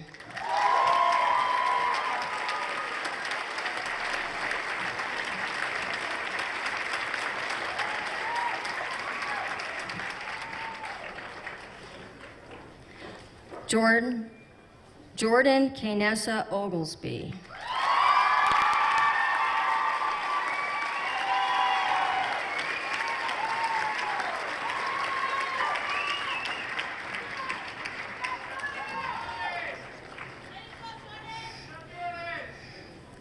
Luna Olivaria Gallegos.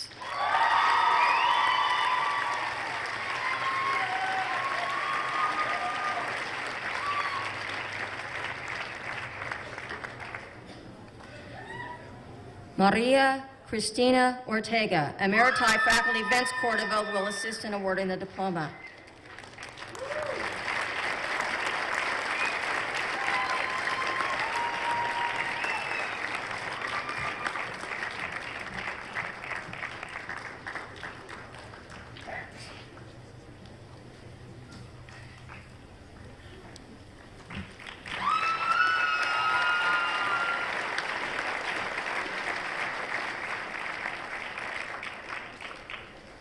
Andrew Jung Young Park.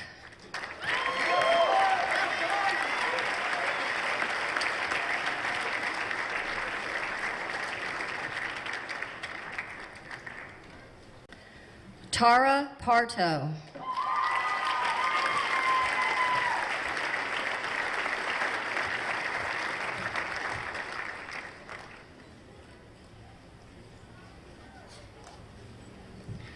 Joseph George Paza V.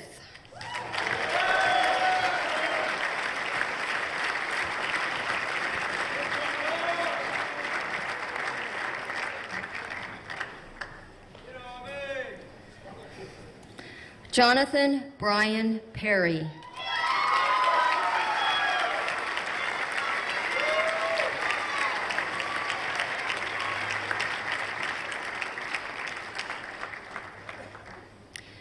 Abigail Grace Peterson, cum laude. Faculty member Melanie Peterson will assist in awarding the diploma.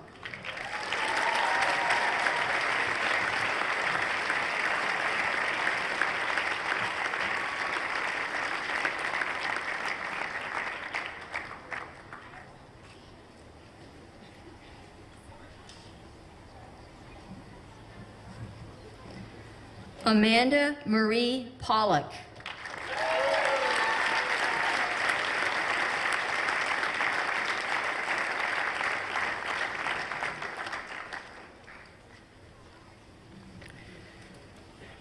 Kriti Prasad, cum laude.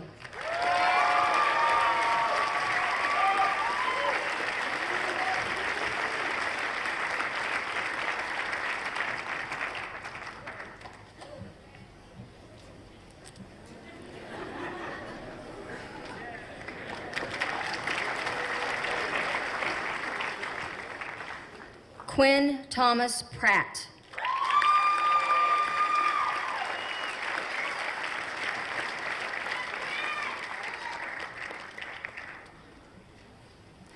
Alexander Nicholas Prosnitz, cum laude.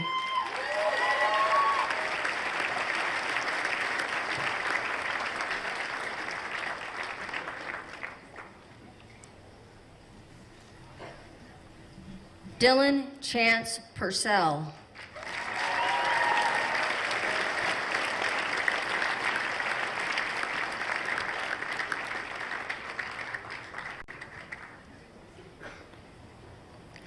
Jacob Martin Quintana, cum laude. Faculty member Sally Quintana will assist in awarding the diploma.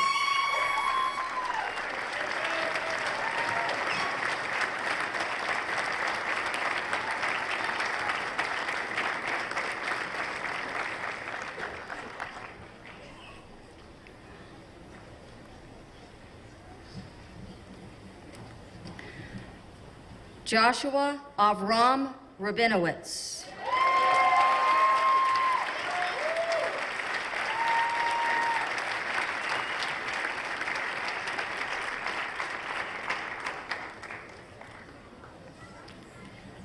Robbie Devin Rasher.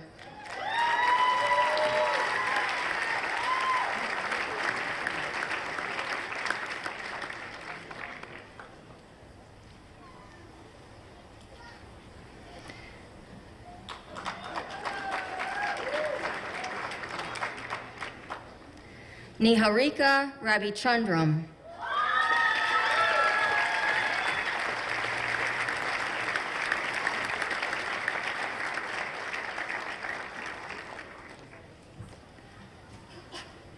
Harika Ramichandra Reddy.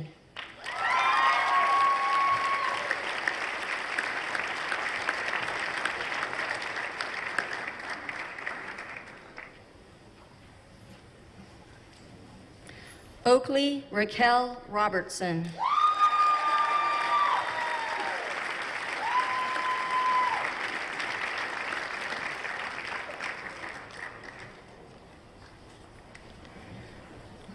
Dominique Elise Rodriguez. Faculty member Kimberly Rodriguez will assist in awarding the diploma.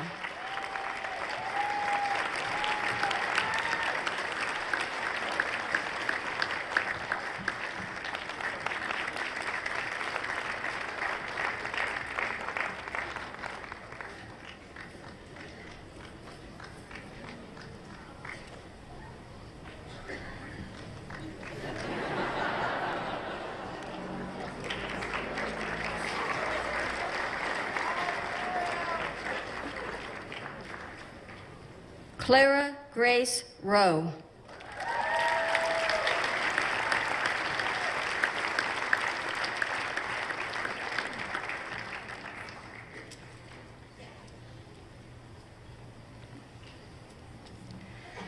Juliana Monty Runnels.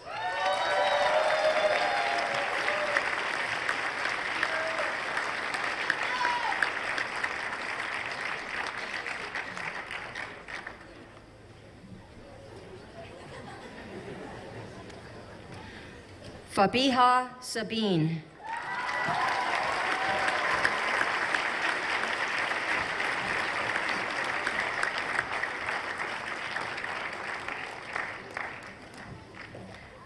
Teresa Ann Sagarts.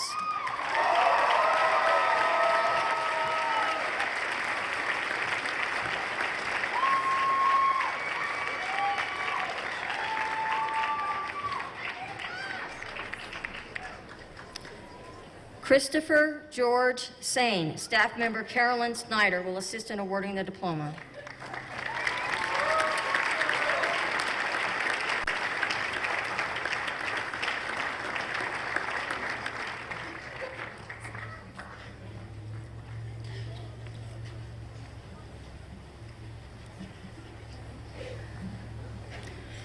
Joseph Ryerson Salerno, cum laude.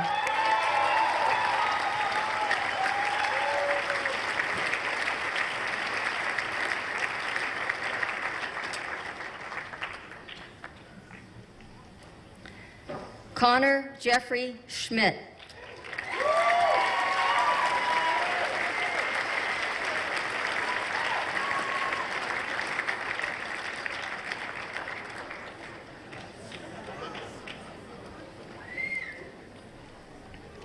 Shayana Asul Servan Caramonte.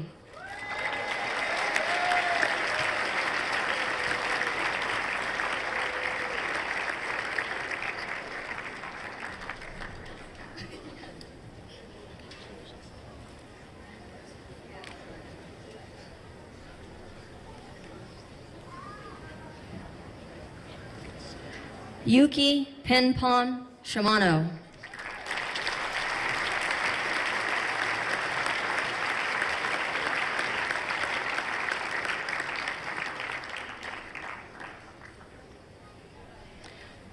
Wesley Jackson Small. Board of Trustee member Tracy Small will assist in awarding the diploma.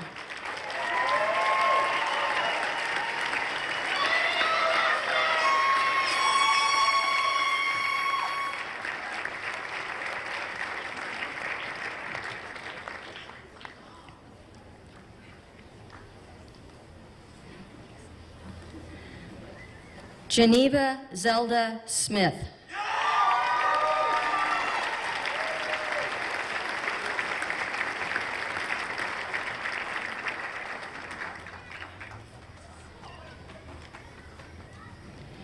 Aaron Jeelan So, cum laude.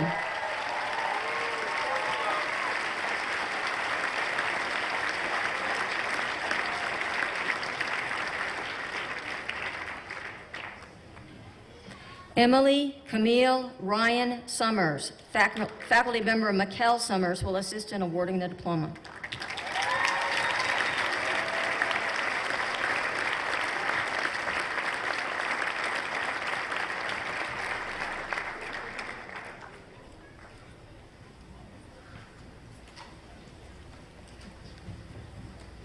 Sinclair Olivia Spratley.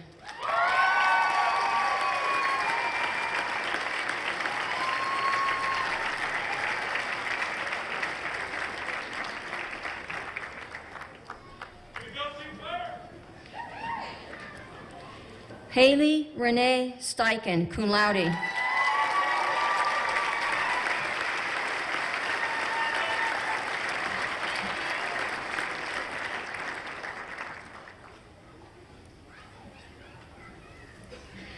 Andrew Fargo Stone, Jr.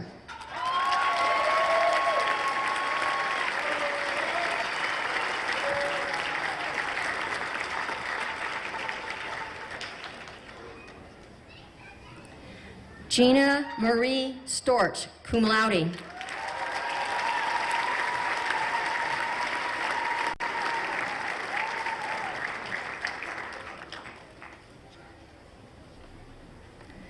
Alexandra Stratton.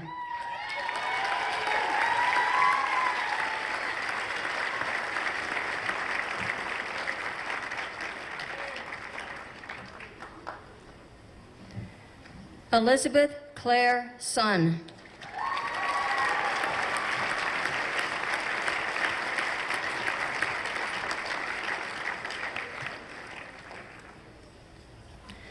Stephanie Angela Sun.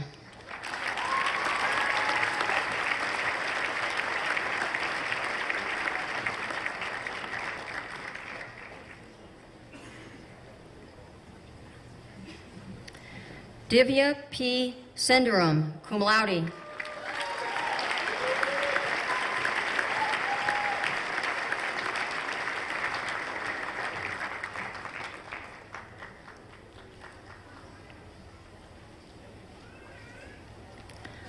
Michaela Supple.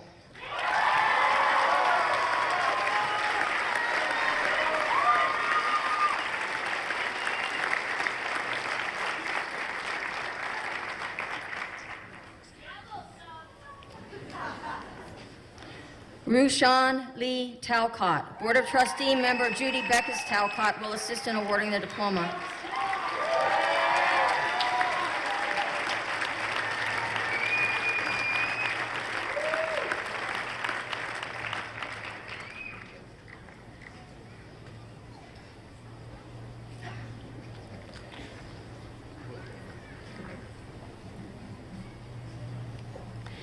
Daniel Patrick Tehan.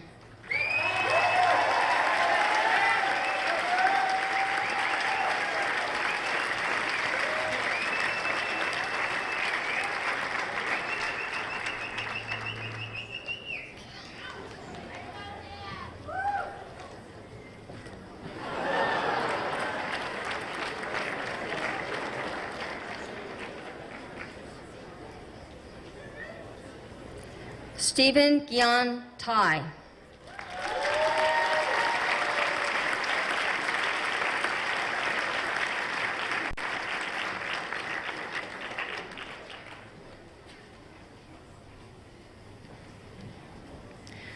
Jaron Christopher Thompson.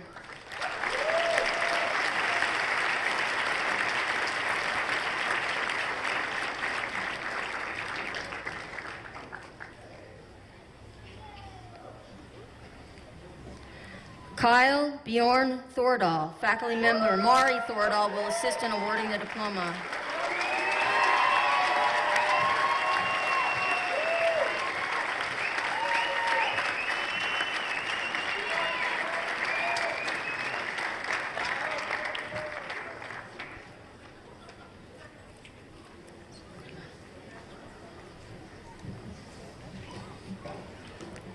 Ian Keith Tompkinson, cum laude.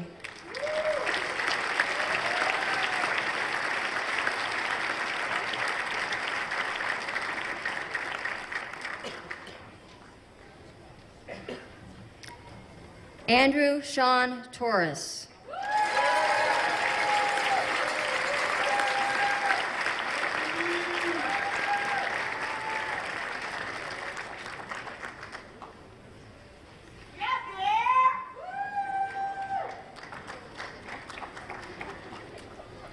Michael Thomas Trujillo.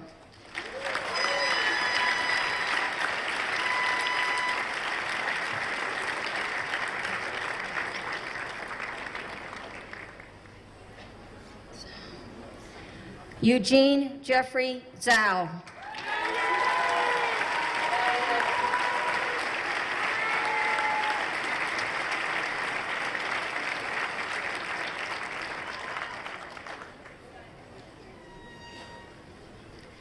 Matthew John Ulrich, cum laude.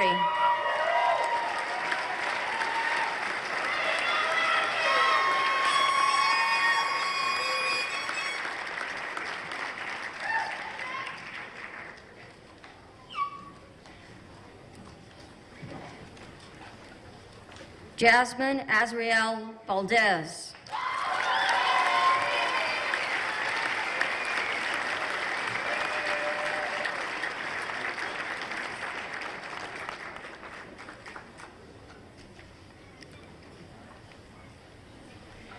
Haley Louise Vanderjacht, cum laude.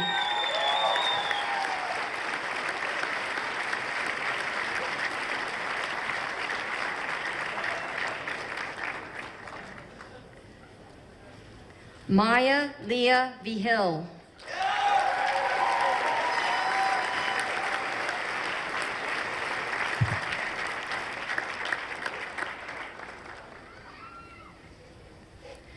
Madeline Sage Gray Voorhees.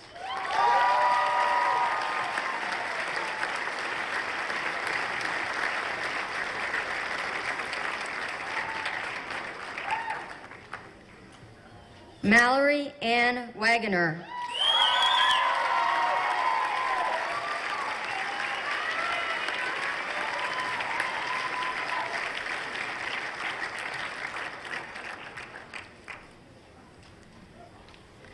Jack Michael Wampler.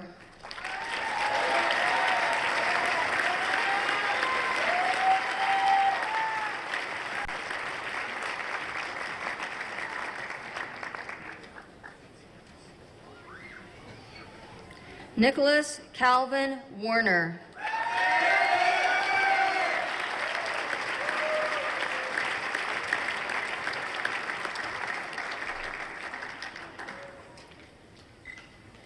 Marley Noel Weig Pickering.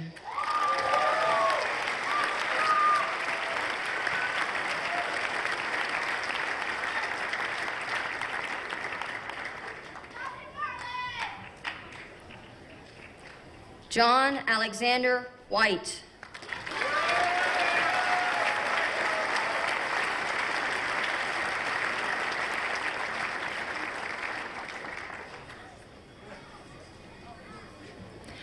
Andrew Keith Wills.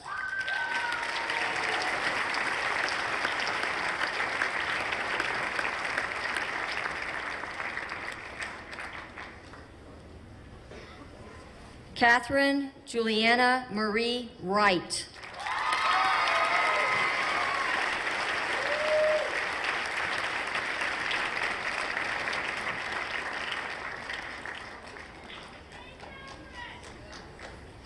Augustus Zern Wynn. Board of Trustee member Hope Mead Wynn will assist in awarding the diploma.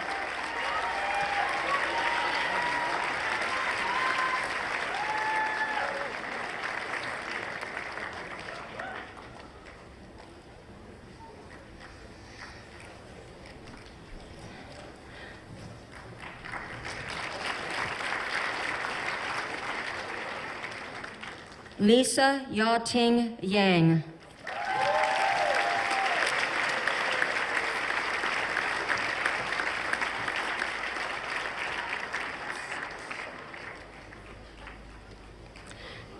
And last but not least, Rachel Hannah Yoon.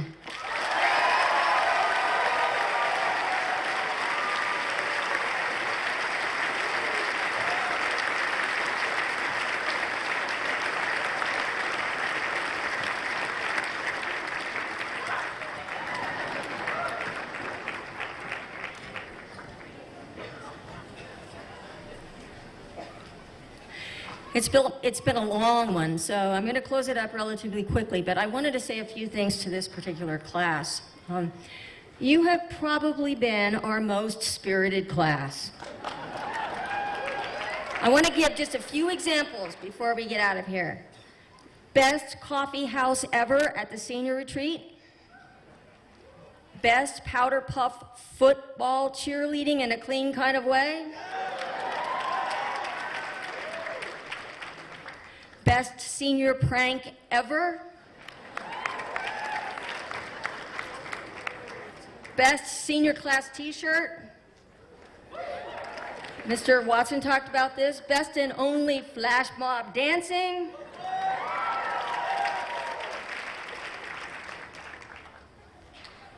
Best dressed at senior project presentations ever. I think that adds up to you're the best.